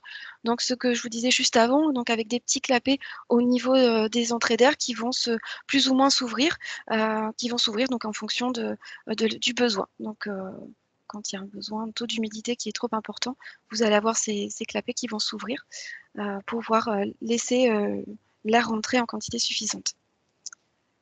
Je regarde. Donc la ventilation double flux, donc oui, je vous en avais parlé un tout petit peu avant. Donc la présentation de l'intérêt, c'est des économies sur la consommation de chauffage, puisque vous avez cet air qui rentre, qui ne provient pas de l'extérieur, qui est déjà préchauffé. Donc il y a besoin de moins chauffer l'air intérieur. L'air qui est renouvelé en permanence. Vous n'avez pas cette question de savoir si l'air qui provient de l'intérieur rentre au bon moment. Voilà, vous avez un renouvellement d'air qui se fait en permanence, donc un confort qui est amélioré. Alors, on peut parler quand même il peut y avoir des petits désagréments au niveau sonore quand vous avez l'extracteur et quand vous avez les moteurs qui sont au niveau des combles, donc au niveau juste au-dessus des chambres, par exemple. Vous pouvez avoir un petit ronronnement qui peut être désagréable. Ça peut être aussi un petit inconvénient. Donc, consommation électrique supérieure, oui, consommation électrique supérieure, effectivement. Je passe. Alors, la ventilation mécanique répartie, qui peut présenter un intérêt aussi en rénovation quand ça n'est pas possible de faire passer un réseau de gaines, même si maintenant on a des gaines qui sont relativement plates, des gaines semi-rigides relativement plates, c'est pas toujours possible d'aller faire ces travaux-là. Il est possible de faire poser simplement une ventilation mécanique répartie, donc avec des petits extracteurs au niveau des pièces humides. Voilà, donc ils vont vraiment prélever l'air à ces endroits-là. Donc il n'y a pas de conduit. Voilà, l'intérêt principal est à cet endroit-là. Donc la ventilation mécanique par insufflation, donc là c'est un système totalement différent, donc on ne va pas fonctionner en dépression comme avec les systèmes précédents, mais en surpression. Donc là on va venir souffler de l'air à l'intérieur. Alors, ça peut présenter un intérêt, donc insuffisance centrale, il y a peu de conduits, mise en surpression du logement, donc il n'y a pas de risque de refroidissement des gaz. Ça présente un intérêt dans des régions où il y a une concentration de radon importante, par exemple, comme la nôtre. Ça peut présenter un intérêt à cet endroit-là, puisqu'on va vraiment venir souffler l'air et donc l'évacuer comme ça par les entrées ici. Alors, on passe au 3e chapitre. Les équipements de production de chaleur et d'eau chaude sanitaire et les équipements de régulation des émetteurs. Voilà, on a un tableau, un petit diagramme qui va vous présenter les différentes sources d'énergie et le coût de ces différentes sources d'énergie. Alors, ce sont des données toutes récentes. Donc, on voit bien sûr l'électricité avec un coût de un peu plus de 17 centimes kilowattheure. Et puis ensuite, on a le propane, le fuel aussi, 7,80 €. Le gaz, et puis on a le bois granulé un petit peu plus onéreux que le bois en vrac, et le bois bûche. Alors, sachant que toutes ces énergies augmentent, évidemment, le coût de l'énergie augmente chaque année à des vitesses variables pour les types d'énergie. Le coût de l'électricité est celui qui va augmenter le plus fort, une augmentation moyenne de 4% par an à peu près. Alors, les différents systèmes de production et de chauffage, donc là, ils sont présentés par groupe. Donc, on a les systèmes de chauffage central, système de chauffage décentralisé, système de production d'eau chaude sanitaire. Donc, système de chauffage central, on retrouve bien sûr la chaudière, type de chaudière fuel, au gaz naturel, propane, les pompes à chaleur, système de solaire combiné, chauffage urbain. Donc, ensuite, système de chauffage décentralisé, ça va être système électrique avec les radiateurs, plancher électrique et puis les poêles, les inserts. Voilà, système d'eau chaude sanitaire, ballon indépendant. Donc, évidemment, tous ces systèmes ne vous intéressent pas. On les a ciblés. Voilà, ceux qui, d'après vos maisons, vont pouvoir vous intéresser, vous. Donc, les chaudières, sur le gaz naturel, pompe à chaleur aussi. Et puis ensuite, au niveau des émetteurs, ça va être les radiateurs, les planchers chauffants, voilà. Et puis les ballons, bien sûr, ballons d'eau chaude sanitaire. Solaire, Voilà. en fait, c'était pour Ballon parler du solaire, ouais, il y a le solaire. Ouais. Alors, de chauffage et d'eau sanitaire, donc la chaudière au gaz à condensation. Donc l'intérêt d'une chaudière à condensation par rapport à une chaudière classique, une chaudière standard, c'est de pouvoir récupérer l'énergie sur la vapeur d'eau qui est émise par les gaz de combustion. On estime que c'est une économie de 15 à 20% par rapport à une chaudière standard. Alors, il faut prévoir le raccordement de l'évacuation des produits de condensation au réseau des eaux usées. Voilà, donc c'est cette contrainte-là. C'est une chaudière qui va fonctionner à basse température. Donc, quand on remplace la chaudière, on va s'assurer de la bonne compatibilité de la nouvelle chaudière avec les émetteurs derrière, donc avec les radiateurs la plupart du temps. Juste pour compléter aussi, par rapport à l'économie théorique, donc 15 à 20%, c'est quand la chaudière fonctionne vraiment bien à condensation aussi. Parfois, certaines chaudières vont pas très bien condenser parce que vous allez être sur des régimes d'eau plus élevés, pas sur de la basse température. Vous allez remplacer votre vieille chaudière qui est une chaudière classique à haute température par une chaudière à condensation et vos radiateurs en fait seront conservés. Et donc la chaudière, il faudra qu'elle fournisse une température d'eau assez élevée et trop élevée pour pouvoir condenser. Donc les rendements peuvent être moins élevés que ça si les émetteurs ne sont pas adaptés, en tout cas à basse température. Hop, alors on passe aux pompes à chaleur, donc plusieurs modèles, plusieurs types, les pompes à chaleur RO, RR, donc en aérothermie, et les pompes à chaleur géothermiques, donc avec le COP qui est le coefficient de performance qui va dépendre de la température et de la température d'émetteur. Donc là, on présente simplement des petits schémas avec les systèmes, si on voit les émetteurs, on a le module extérieur, on a un plancher chauffant ici dans le premier schéma. On a voilà, schéma aussi pompe à chaleur géothermique avec un captage horizontal et puis un captage vertical avec les forages. Le forage et puis les capteurs verticaux ici. On peut détailler un petit peu. Voilà. Alors la pompe à chaleur, donc comment fonctionne la pompe à chaleur? Donc elle va utiliser les calories qui sont prélevées dans l'air et qui vont ensuite venir réchauffer un fluide qui va être mis en pression et qui va permettre ensuite de chauffer. On va permettre ensuite de chauffer tout un réseau de distribution d'eau. Alors, ça n'est pas une énergie renouvelable parce que, bien sûr, on utilise l'énergie électrique. Alors, c'est un système qui est plus adapté, bien sûr, à des bâtiments qui sont déjà isolés, avec un chauffage par un réseau basse température. Donc, ma collègue nous en a parlé juste un petit peu avant. Il faut faire attention au surdimensionnement des pompes à chaleur pour éviter des mises, des successions de démarrage et de mise à l'arrêt, ensuite qui vont user prématurément le système. On va utiliser un ballon tampon aussi. Voilà, donc là, on a pour les radiateurs. Alors oui, démarrage progressif. Donc, il y a le système inverter qui vont permettre d'avoir justement d'éviter ce système tout ou rien où ça se met en marche, ça va produire la bonne température et puis ensuite se couper. Donc, on a un système qui va fonctionner de façon plus homogène et plus régulière. Alors, l'inconvénient pour les pompes à chaleur principales, pour les pompes à chaleur aérothermiques, ça va être la nuisance sonore. Donc, il va falloir tenir compte aussi pour le positionnement du module extérieur. Il y a une remarque donc, ouais, par rapport aux pompes à chaleur sur le fait que ce ne soit pas toujours adapté aux hautes températures. Oui, ouais, exactement. Après, juste pour compléter, vous pouvez avoir une pompe à chaleur si vos radiateurs, en fait, parce que la chaudière haute température que vous avez peut-être aujourd'hui, donc fournit une température d'eau élevée et vous avez des radiateurs qui fonctionnent à haute température aussi. Donc après, il peut y avoir soit des travaux d'isolation qui vont être faits et donc vous allez réduire aussi votre besoin en chauffage et donc là, vous pourrez être sur de la basse température en conservant vos émetteurs de chaleur, vos radiateurs. Soit vous faites aucun travaux d'isolation et donc vous réduisez du coup pas vos déperditions et votre besoin.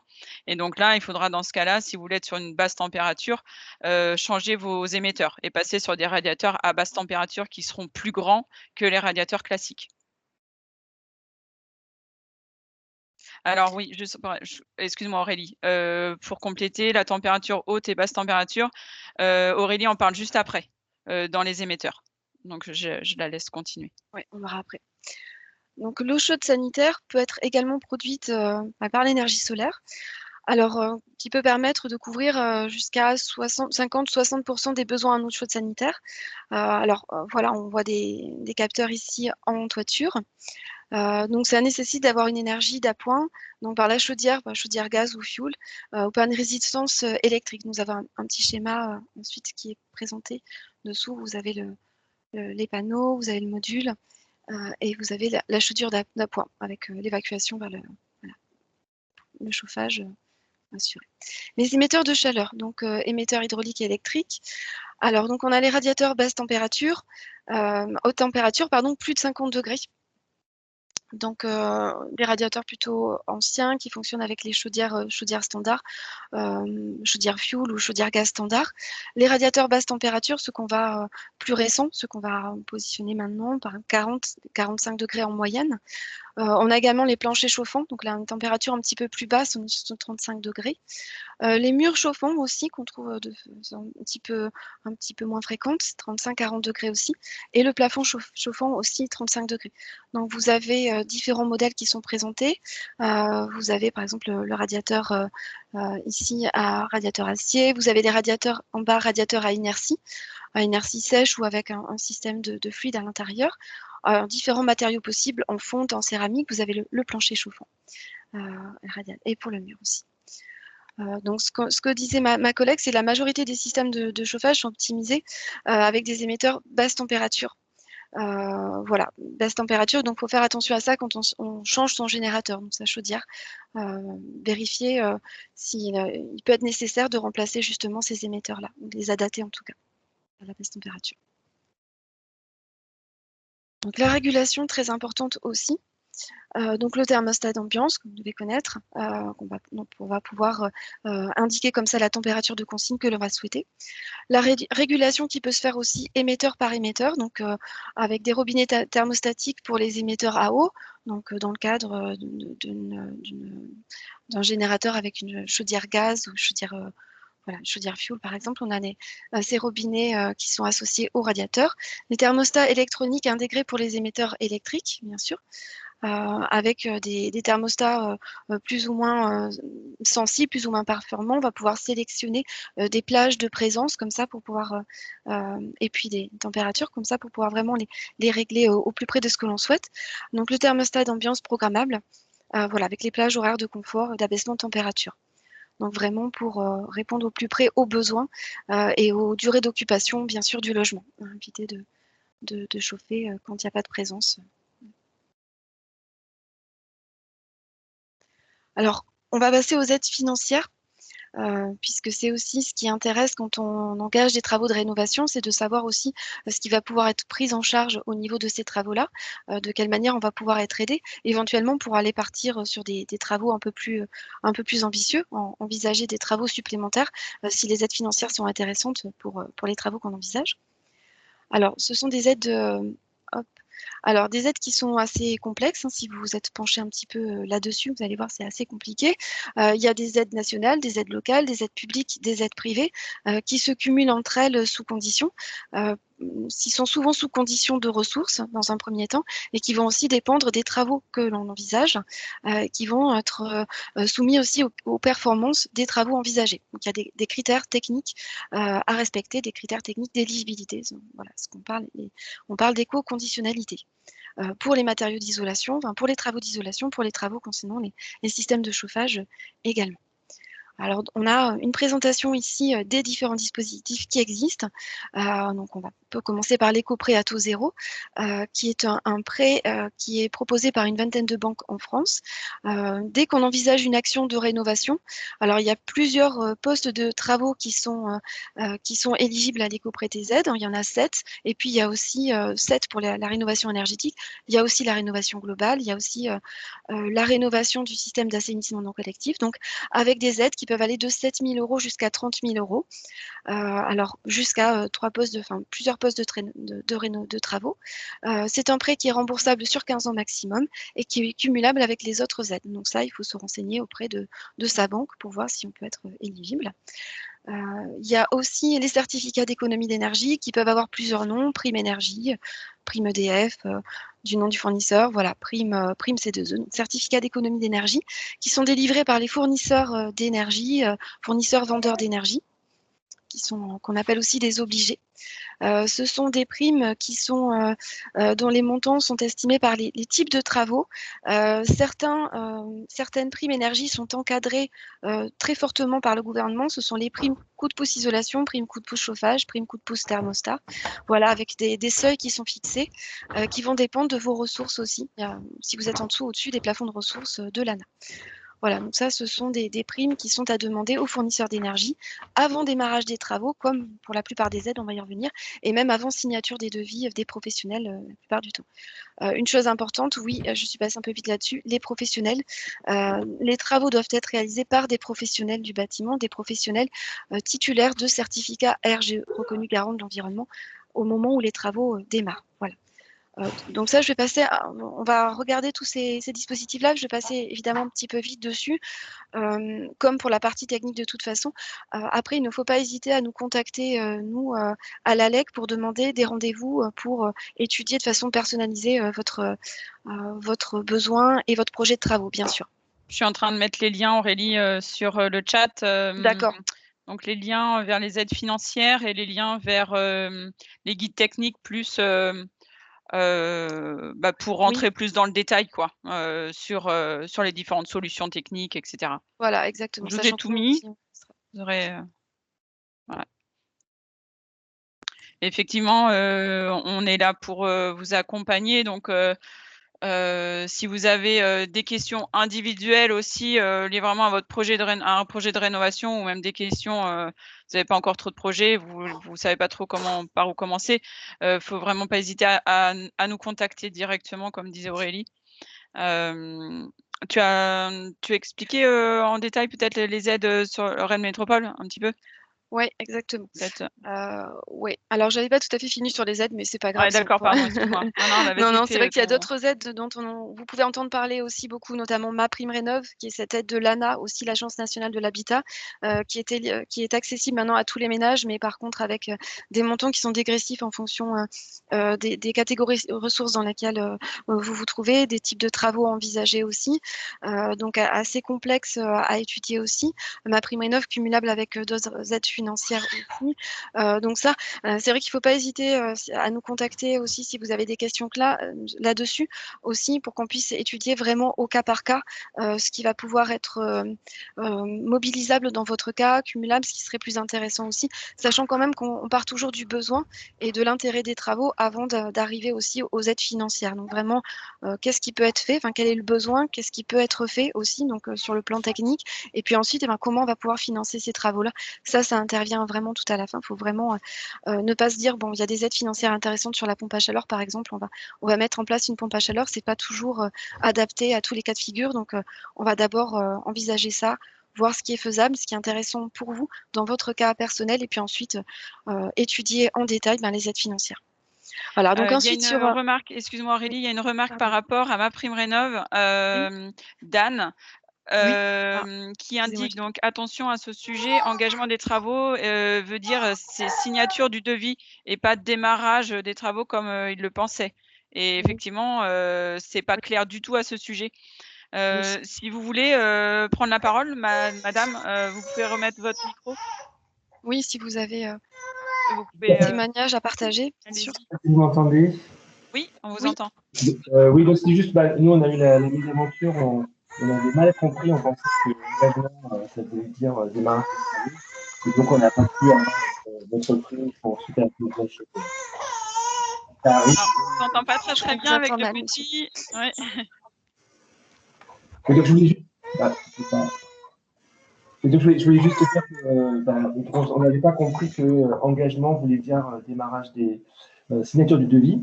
Et donc, on n'a malheureusement pas pu obtenir notre prime parce que les dates de signature ne correspondaient pas à ce qui était attendu. Alors maintenant, on a bien compris comment ça marche, mais malheureusement, c'est trop tard. C'était trop tard pour ces travaux-là. D'accord, mais c'est vrai que ça, c'est pas clair en fait. Ils indiquent pas, si vous voulez, c'est pas écrit que le devis ne doit pas être signé. le devis doit être présenté, mais il ne précise pas non signé. Alors que dans certaines autres aides, comme les aides avec les fournisseurs d'énergie, c'est très clairement indiqué que les devis ne doivent pas être signés. Et que MaPrimeRénov', en fait, la demande doit être faite avant le démarrage des travaux. Et donc là, de ce que vous nous dites, moi, en même temps, je suis surprise aussi que le démarrage des travaux, pour eux, a priori de ce que vous dites, c'est la signature du devis. Et c'est pas l'information que nous, on a forcément. Alors, vous aviez démarré les travaux quand vous avez demandé MaPrimeRénov'? Non, mais on avait signé le devis. Il n'y en avait pas encore. Alors par contre, je sais pas si. Oui, parce que normalement, ça passe justement avec un devis signé. Ouais. Après, quel dispositif c'était? Est-ce que c'était MaPrimeRénov'? C'est par l'intermédiaire d'EDF? Ah non, c'était alors la c'est les Prime Énergie. certificats d'économie d'énergie. Ouais. Voilà, donc c'était pas le Donc même. c'est pas la même chose. Et non, c'est Ouais, pas la tout à même fait. chose. Et là, c'est bien avant signature du devis. Ouais. Donc c'est bien ça. Parce que MaPrimeRénov', c'est en fait avant démarrage des travaux. Mais donc le devis doit être transmis, il peut être signé. Il peut y avoir déjà un engagement avec le professionnel comme ça. Mais par contre, les travaux ne doivent pas être commencés avant de faire la demande d'aide auprès de MaPrimeRénov'. Par contre, effectivement, les certificats d'économie d'énergie ou ce qui est appelé aussi prime coup de pouce ou prime énergie avec les fournisseurs, donc EDF et autres. Là, effectivement, il faut que la demande soit adressée aux fournisseurs avant de signer le devis. Et là-dessus, ils sont intransigeants, quoi. Ok, merci, merci monsieur. Merci. Alors, je vais vous parler des aides nationales, donc qui peuvent être demandées sur tout. Votre micro, par contre. Et celui-là, voilà. C'est bon, vas-y. Alors, je vous ai parlé un petit peu des aides financières nationales, donc qui peuvent être demandées sur l'ensemble du territoire. Sur le territoire de Rennes Métropole, on a un dispositif particulier donc rattaché à cette plateforme Éco-Travaux, et donc avec des aides financières qui ont été créées fin 2019 pour inciter, pour encourager, en plus de l'accompagnement qui existait déjà au niveau technique, au niveau financier, mais en plus là des aides financières avec deux volets. La première, c'est une aide financière à l'audit énergétique avec une prise en charge de Rennes Métropole à hauteur de 80% du coût d'un audit énergétique réalisé par un bureau d'études thermiques RGE, parmi ceux qui sont référencés par Rennes Métropole.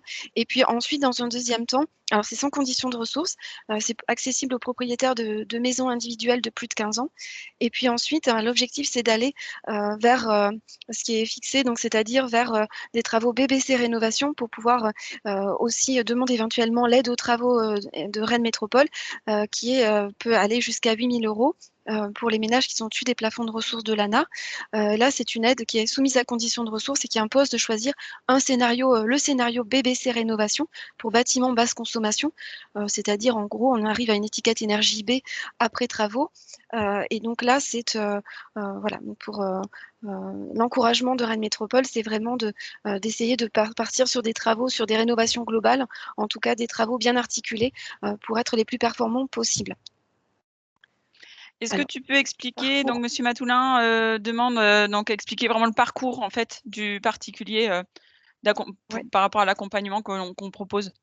Oui, donc le particulier commence par nous contacter, donc sur le numéro qui s'affiche ici, pour nous parler de son projet. Donc on fixe un rendez-vous pour échanger avec le particulier. Alors voir dans quel cas de figure il se situe, c'est-à-dire qu'il y a deux portes d'entrée aussi possibles dans le dispositif. Donc déjà voir s'il est bien éligible, si on est bien dans ce cas-là de maison individuelle de plus de 15 ans. Et il y a deux portes d'entrée possibles. Soit c'est un ménage dont les plafonds sont en dessous des plafonds de ressources fixés par l'ANA, l'Agence nationale de l'habitat. Et à ce moment-là, c'est l'opérateur conseil, le CDHAT, qui va pouvoir prendre en charge ce ménage pour l'accompagnement administratif, technique, financier.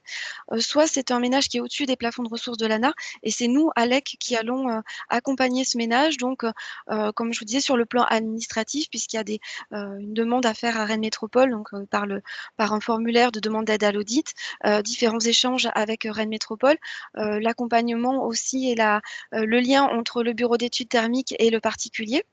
L'ADIL également, le partenaire habitat l'ADIL, l'Agence départementale d'information pour le logement, qui intervient dans le parcours pour les publics que l'on accompagne, nous, l'ALEC, pour faire un plan de financement qui va tenir compte des préconisations de travaux, puisque l'intérêt de l'audit énergétique, c'est de faire un bilan complet du bâtiment, des équipements avant travaux, et de proposer, en fonction des faiblesses identifiées, des solutions de travaux de plus en plus performantes, exigeantes, donc pour aller jusque vers le scénario BBC rénovation. Et donc l'ADIL s'empare de ces propositions de travaux pour établir un plan de financement personnalisé, ce qui va tenir compte aussi des aides financières, des différents dispositifs d'aide financière qui vont pouvoir être mobilisés pour réduire au maximum le reste à charge. Je ne sais pas si je réponds un petit peu à la question. Alors bien sûr, il y a différentes étapes dans ce parcours. Ça peut être assez complexe. Donc on est là aussi pour fluidifier les échanges et pour faire en sorte que ce parcours soit le plus intéressant possible pour le ménage et le plus fluide possible.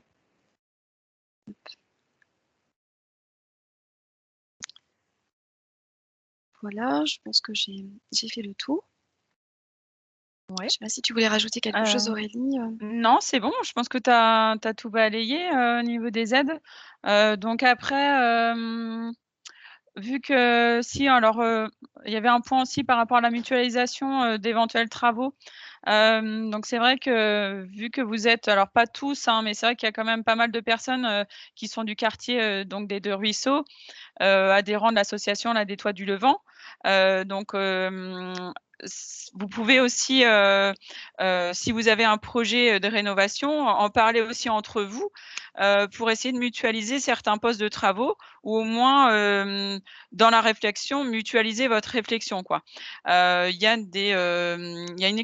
deux expérimentations qui sont en cours sur 2 communes, Béton et Passé, où donc il y a un groupe d'habitants comme ça sur 2 quartiers, donc un quartier à Béton et un quartier à Passé, où les habitants se sont regroupés pour essayer de mutualiser des travaux communs. Donc ça permet en fait la mutualisation de réduire les coûts de travaux et donc peut-être d'aller aussi un peu plus loin et puis aussi de réfléchir ensemble. C'est voilà, c'est aussi ça l'intérêt de pouvoir réfléchir à plusieurs. Voilà, et on peut être en appui évidemment sur votre, enfin avec mes collègues, donc au niveau de cette réflexion et de l'accompagnement et du conseil qu'on peut vous apporter, faut pas hésiter. Si vous souhaitez du coup rentrer dans le dispositif d'accompagnement éco-travaux aussi, vous allez voir qu'il y a un ensemble de bureaux d'études qui, je ne sais pas si tu en as parlé, Aurélie, je crois pas, les bureaux d'études référencés.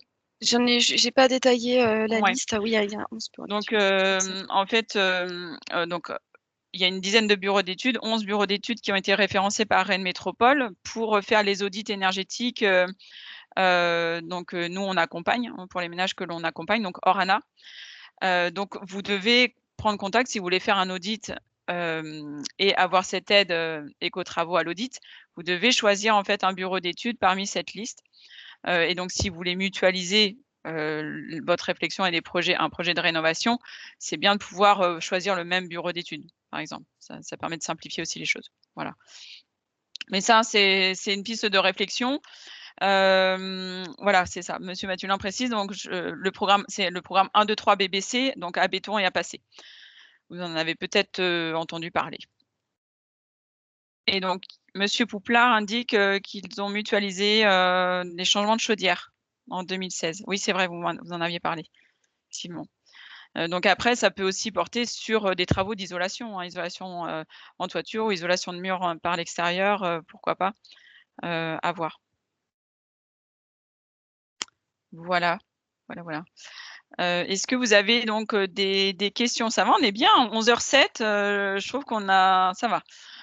Donc vous avez peut-être des questions sur, alors soit des questions techniques, soit sur les aides financières. Je vais rebalayer peut-être un petit peu le fil de la discussion, mais c'est pas forcément évident parce qu'on a répondu à certaines à l'oral aussi.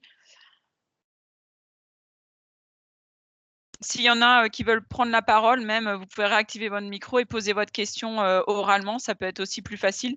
Tout le monde pourra vous entendre et on pourra vous répondre directement. Ça va peut-être être plus simple de faire comme ça d'ailleurs. Monsieur Caillard qui demande la parole. Oui, bonjour, merci pour ces explications très intéressantes. Moi, je voudrais revenir sur un aspect technique. On est très sollicité pour refaire nos ouvertures. Tous les mois, moi, j'ai une proposition, comme j'ai une vieille maison, de refaire mes huisseries. Donc, pour les menuiseries, on nous propose souvent comment dire, du plastique, quoi. PVC? Donc, du PVC, voilà. Et je voudrais savoir quel est le meilleur matériau au niveau efficacité et aussi se pose la question de l'origine, donc du côté écologique, quoi. Ah, tu veux répondre ou je réponds, Aurélie? Je réponds quelqu'un sur Ah le d'accord, donc je chat. vais répondre. Ok. Ouais, Très bien. Alors, donc, au niveau des différents matériaux, donc il y a du PVC effectivement qui existe. Vous avez les menuiseries bois, les menuiseries alu et des menuiseries mixtes, c'est-à-dire avec 2 matériaux, donc soit bois alu par exemple ou même PVC alu. Donc après en termes de performance énergétique, aujourd'hui on a à peu près sur le marché des matériaux qui sont équivalents, hein, en termes de performance. Vous avez différentes gammes dans tous les types de matériaux. Donc vous pouvez trouver des menuiseries alu avec des rupteurs de pont thermique qui vont être aussi performantes que des menuiseries PVC ou des menuiseries bois. D'accord? Donc maintenant, vous pouvez trouver de tout à des performances à peu près similaires. Après, ce qui va jouer, ça va être l'esthétique, bien évidemment, dans le choix. Ça va être aussi tout ce qui est comment dire, dimension des châssis, largeur, épaisseur des châssis, donc apport solaire aussi. Vous allez avoir des châssis plus ou moins épais, selon les types de matériaux. En menuiserie alu, vous allez avoir des profilés souvent plus fins que sur des menuiseries bois, qui sont plus grosses et plus massives. Après, selon les dimensions aussi des ouvrants, des menuiseries, si vous êtes sur des portes-fenêtres, ça va être plutôt des menuiseries alu parce que vous avez aussi des problèmes de solidité, de tenue. Il y a différents paramètres en fait qui rentrent en ligne de compte aussi dans le choix. Après au niveau environnemental, clairement, les menuiseries alu et les menuiseries PVC, ce sera celles qui auront le moins bon indice environnemental, on va dire, avec une consommation d'énergie grise la plus importante. Les menuiseries bois, après, si vous prenez des bois exotiques, ça sera aussi très mauvais, forcément. Mais vous serez sur une ressource renouvelable, mais faut que ce soit, on va dire, géré durablement, évidemment, et que ça vienne pas de trop loin non plus. Voilà, donc après, il y a pas une solution parfaite, c'est aussi un choix esthétique. Au niveau des performances, je vous dis, vous allez trouver un petit peu de tout. Et puis après, il peut y avoir des contraintes architecturales aussi. Soit des contraintes bâtiments de France, où vous devez conserver l'esthétique d'origine ou ce genre de choses. Il y a les coûts Voilà. aussi. Et évidemment, au niveau des coûts, alors tout ce qui est menuiserie mixte, bois alu notamment, ce sera sans doute ce qui sera le plus cher. Après, vous avez des menuiseries alu qui sont assez performantes maintenant aussi, qui sont aussi assez chères. Les moins chères, ça restera le PVC. Merci. Je vous en prie. Oui, alors il y a une remarque, bois égale peinture, tout à fait. Au niveau de l'entretien, c'est pareil, on n'a pas le même entretien, selon les matériaux. C'est pour ça que, les menuiseries mixtes peuvent être intéressantes quand on veut avoir l'esthétique du bois à l'intérieur de la maison, parce que vous allez avoir le bois apparent et par contre, vous allez avoir une protection aluminium à l'extérieur, qui, limite l'entretien, et le fait de devoir refaire de la peinture, sur les menuiseries. Tout à fait. Bonne remarque.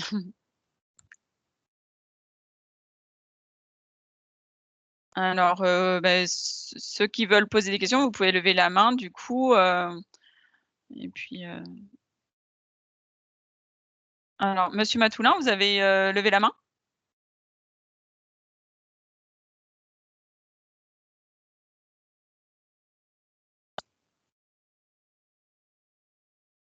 OK, il y a des personnes qui doivent partir, bon week-end aussi. La personne qui part. Alors c'est monsieur qui c'est qui a monsieur Pouplard, vous voulez prendre la parole? Alors vous avez votre micro qui doit être coupé. Oui, bonjour. Oui, donc je demande juste pour confirmer qu'effectivement, au sein de notre association Les Tours du Levant, nous avons procédé depuis de nombreuses années à des achats en commun ou des interventions en commun, dont les chaudières, ce qui avait permis effectivement de négocier des prix tout à fait intéressants et de bénéficier, puisqu'on avait fait à l'époque où il y avait encore des réductions d'impôts ou crédit d'impôt de 30%, ce qui est moins le cas aujourd'hui. Donc, c'est des démarches tout à fait intéressantes, effectivement. Puis, certains d'entre nous avaient pris contact avec notre organisme pour des diagnostics thermiques, et nous avions trouvé ça très intéressant.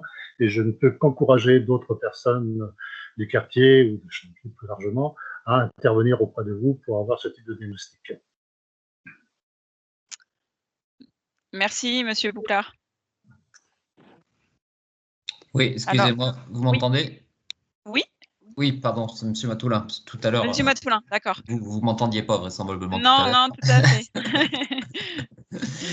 C'était simplement pour rebondir à nouveau sur la question par rapport aux menuiseries, sur le fait de la pose de la menuiserie. Donc, comme on disait tout à l'heure, entre rénovation et neuf, effectivement, si on peut privilégier la pose à neuf plutôt qu'en rénovation, parce que la pose en rénovation, même si à 95% c'est ce qui se fait, quoi. Mais c'est celle qui nécessite le plus de technicité en termes de que l'artisan soit le plus précis en termes de pose, parce que c'est celle qui derrière génère le plus de pertes en termes d'étanchéité. Enfin, si la fenêtre elle est mal posée en rénovation, on a des gros problèmes d'étanchéité et on le retrouve dans beaucoup malheureusement de maisons qui ont fait l'objet de poses en rénovation avec des menuiseries de moyenne qualité, quoi. Tout à fait. Merci. Monsieur Caillard a levé la main également. Vous vouliez prendre la parole? Non, non, c'était. Ah, c'était vous qui aviez. C'était avant, j'ai pas enlevé la main. D'accord, vous n'avez pas enlevé votre main. D'accord.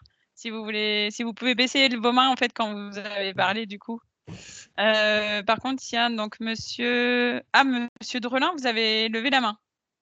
Oui, oui. Vous m'entendez? Oui, on vous entend. Donc oui, juste, alors c'était plutôt pour rebondir sur le début de votre intervention, dans le cadre de la suite de ce qu'on envisage au niveau de la municipalité, on s'interroge toujours pour accompagner les habitants sur l'acquisition d'au moins une caméra thermique.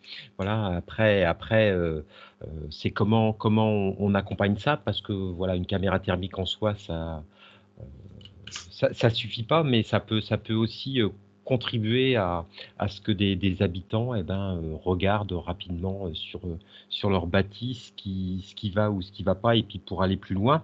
On est aussi dans le cadre de personnel et d'agents d'essayer de s'équiper d'un agent qui serait plus qualifié sur toutes ces questions, et pourquoi pas à terme accompagner l'équivalent balade thermique, enfin peut-être pas, voilà, mais on s'interroge sur le sujet, et c'est quelque chose qu'on va faire aboutir, je pense, au cours de l'année, donc voilà, qui pourront permettre aussi d'aller plus loin et puis de répondre aux besoins des habitants. Très bien, merci. Il y a une question aussi dans le fil de la conversation. Est-ce que l'on peut avoir les photos de notre maison? Alors oui, les clichés donc des 11 maisons qui ont été prises en photo donc vont vous être adressés individuellement donc aux propriétaires. Et puis après, donc le diaporama, là, la présentation va être aussi accessible à tous. Donc vous allez pouvoir retrouver aussi, même pour les personnes pour lesquelles la maison n'a pas été prise en photo, vous pourrez aussi retrouver ces clichés donc dans la présentation. Voilà. Donc de toute façon, j'ai vos coordonnées mail, donc je vous enverrai tout ça par mail pour les clichés.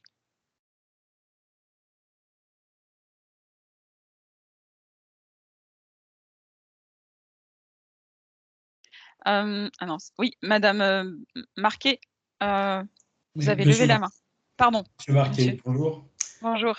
On a des maisons qui datent de 80, 86, 85. On avait des isolations qui étaient assez faibles, de 7 cm et demi en laine de verre, avec un vide d'air. On nous disait que le vide d'air faisait isolation, mais je crois que le vide d'air, il amène beaucoup d'air dans nos prises. Est-ce qu'on peut régler ce problème de vide d'air? Est-ce qu'il y a une solution pour combler ce vide d'air? Et est-ce que ce serait utile? Alors, effectivement, alors il existe des solutions, mais qui sont pas forcément très recommandées non plus. Enfin, faut les prendre avec prudence. En fait, il y a de l'insufflation qui se fait parfois dans les vides d'air comme ça. Par contre, le problème, c'est qu'on ne sait pas trop si c'est bien fait. Forcément, on n'a pas d'accès possible.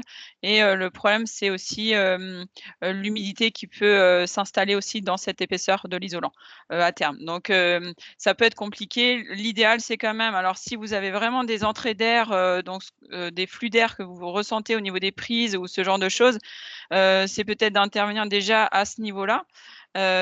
Pour essayer de limiter les infiltrations d'air. Donc là, vous avez possibilité d'avoir des boîtiers étanches à l'air. Ça existe. Donc, ça empêche complètement. Il y a des joints en fait à l'intérieur, un caoutchouc qui limite les entrées d'air. Après, vous pouvez aussi intervenir au niveau des gaines, mais ça ne réglera pas le problème du passage d'air derrière la cloison, on va dire. Ça, c'est sûr. Après, c'est des maisons de toute façon qui ont une étanchéité à l'air qui est assez faible malgré tout. Donc, il y a des infiltrations d'air un peu parasites réparties sur l'ensemble du bâti. Mais le risque d'isoler dans ce vide d'air en insufflant un isolant, ça peut être des pathologies qui peuvent apparaître, en tout cas une humidité dans l'isolant. Donc, il faut faire attention. Et ce vide d'air, il est toujours d'actualité ou ça se fait plus? Ça se fait toujours en fait, c'est pour le passage des gaines, hein, la plupart du temps, il y a le passage des gaines qui est fait dans cette épaisseur-là et puis ça évite aussi, maintenant en construction neuve, si vous voulez, vous avez ce pare-vapeur, hein, qui est donc le film d'étanchéité à l'air, qui est donc entre l'isolant et l'intérieur de la maison. Donc c'est souvent des papiers craft ou ce genre de choses quand c'est de la laine de verre. Donc, si vous avez cette lame d'air, ça évite de percer en fait le pare-vapeur qui va se trouver derrière, soit papier craft, soit un film d'étanchéité à l'air, comme vous avez vu sur une des diapos sur l'étanchéité à l'air, où c'est un film qui est posé carrément continu devant l'isolant.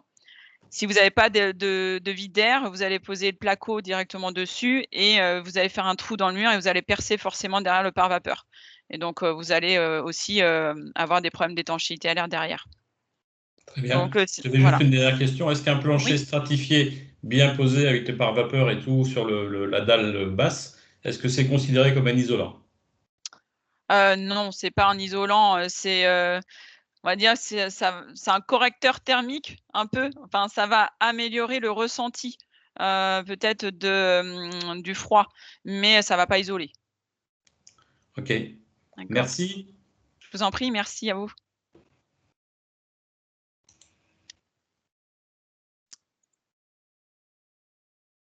Alors, est-ce qu'on a alors monsieur Pouplard, vous avez pas baissé votre main, je pense.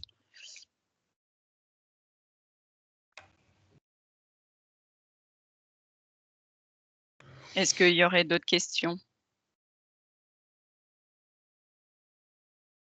S'il y a plus de questions, monsieur Drelin, je vous laisse conclure du coup, monsieur Matoulin, comme vous souhaitez et puis nous on va vous envoyer donc les éléments par mail de toute façon, donc les clichés, pour les propriétaires. Vous avez les liens internet donc des différents sites sur les aides financières. N'hésitez pas donc à revenir vers nous pour des informations, quelles qu'elles soient, donc techniques ou sur les aides financières. Voilà. Alors, s'il y a une dernière question, quel est le coût quel est le coût de l'ITE? Attendez, je suis plus dessus. Si, c'est ça, voilà. Quel est le coût de l'ITE? Donc, ITE, c'est isolation thermique par l'extérieur pour les personnes qui ne sauraient pas. Donc, alors, ça peut être variable, hein, l'ITE, selon le matériau évidemment utilisé, selon la complexité aussi de la mise en œuvre. Globalement, pour vous donner vraiment un ordre de prix, c'est autour de 150 € du mètre carré pour une isolation de mur par l'extérieur avec un enduit. Quand on est sur un bardage bois, ça va être plus cher un peu plus cher, plutôt autour des 180 €, voire 200 € du mètre carré. Après, voilà, tout est aussi question de complexité de mise en œuvre. Si vous avez des débords de toiture à reprendre, si vous avez aussi beaucoup d'ouvertures, de menuiserie, donc beaucoup de découpes.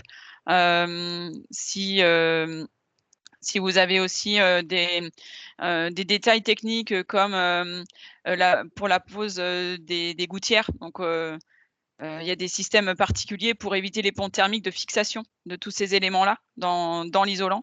Voilà, donc c'est plein de détails comme ça qui font que le coût aussi peut monter assez vite. Mais globalement, c'est à peu près ces ordres de prix-là.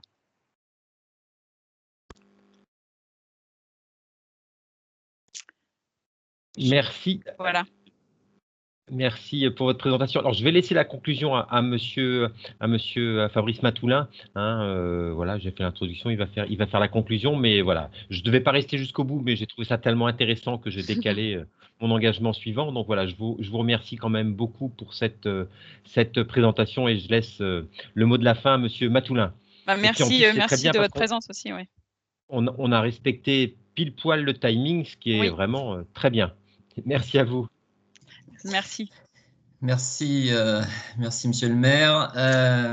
Merci les deux Aurélie pour cette présentation effectivement très claire et très pédagogique. C'était vraiment très important de faire œuvre de pédagogie auprès de la majorité des personnes présentes à cette visio. Je remercie l'ensemble des personnes qui présentent. Le nombre d'inscrits à cette visio montre que il y avait une véritable attente de ce type d'intervention sur la commune et donc comme vous l'a précisé monsieur le maire et autres, nous allons œuvrer pour que ce type d'intervention puisse continuer soit avec l'ALEC, soit également via en interne un agent qui serait recruté et qui pourrait mener à bien ce type de présentation et d'intervention. Très important par rapport à tout ce qui a été dit, de bien réfléchir la rénovation dans un enjeu global. Et si vous faites du coup par coup, il faut que ce coup par coup il soit pensé et réfléchi. Donc bien se faire accompagner par les bons professionnels. Très important de bien rappeler que les entreprises qui sont labellisées RGE, donc c'est réseau RGE. Reconnu garant de l'environnement. Oui, voilà. J'arrive jamais à me mettre. Donc voilà, les entreprises RGE reconnues garant de l'environnement, qui sont labellisées pour faire ce type d'intervention. Méfiez-vous de toutes les publicités. Alors on en voit un peu moins en ce moment, mais on a été inondé par toutes les publicités de rénovation à 1 €. Malheureusement, dans la majorité des cas, c'est ni fait et à faire, et donc ça vaut vraiment 1 €, ce type d'intervention. Donc il y a des professionnels qui sont là pour vous accompagner. Appelez l'ALEC au numéro 0800 qui vous a été indiqué tout à l'heure pour bénéficier au maximum à la fois d'accompagnement, je dirais méthodologique, mais surtout financier, auquel vous pouvez accéder via Rennes Métropole et ou avec l'ANA. C'est très important parce que beaucoup de gens pensent qu'ils ne peuvent pas bénéficier des aides alors qu'ils peuvent bénéficier des aides. Donc renseignez-vous. Voilà, donc je vais conclure là-dessus. On est vraiment très content d'avoir eu cette présentation. Et donc merci à l'ALEC et aux deux Aurélie de nous avoir proposé cette intervention ce matin. Merci à vous. Merci beaucoup pour cette conclusion. Merci à tous du coup de votre participation aussi ce matin. Et puis alors très bon week-end à tout le monde. Et peut-être à une prochaine en conseil. Alors si vous revenez vers nous avec plaisir. Et juste dernière chose que j'ai oublié, effectivement, la visio et le diaporama seront visibles sur le site de la mairie. Donc je l'avais déjà précisé en début, mais je le reprécise, seront visibles sur le site de la mairie. Donc vous pourrez, via le site de la mairie, revoir donc, toute la présentation et le diaporama. Voilà. Bonne journée. Au revoir. Merci. Bonne journée.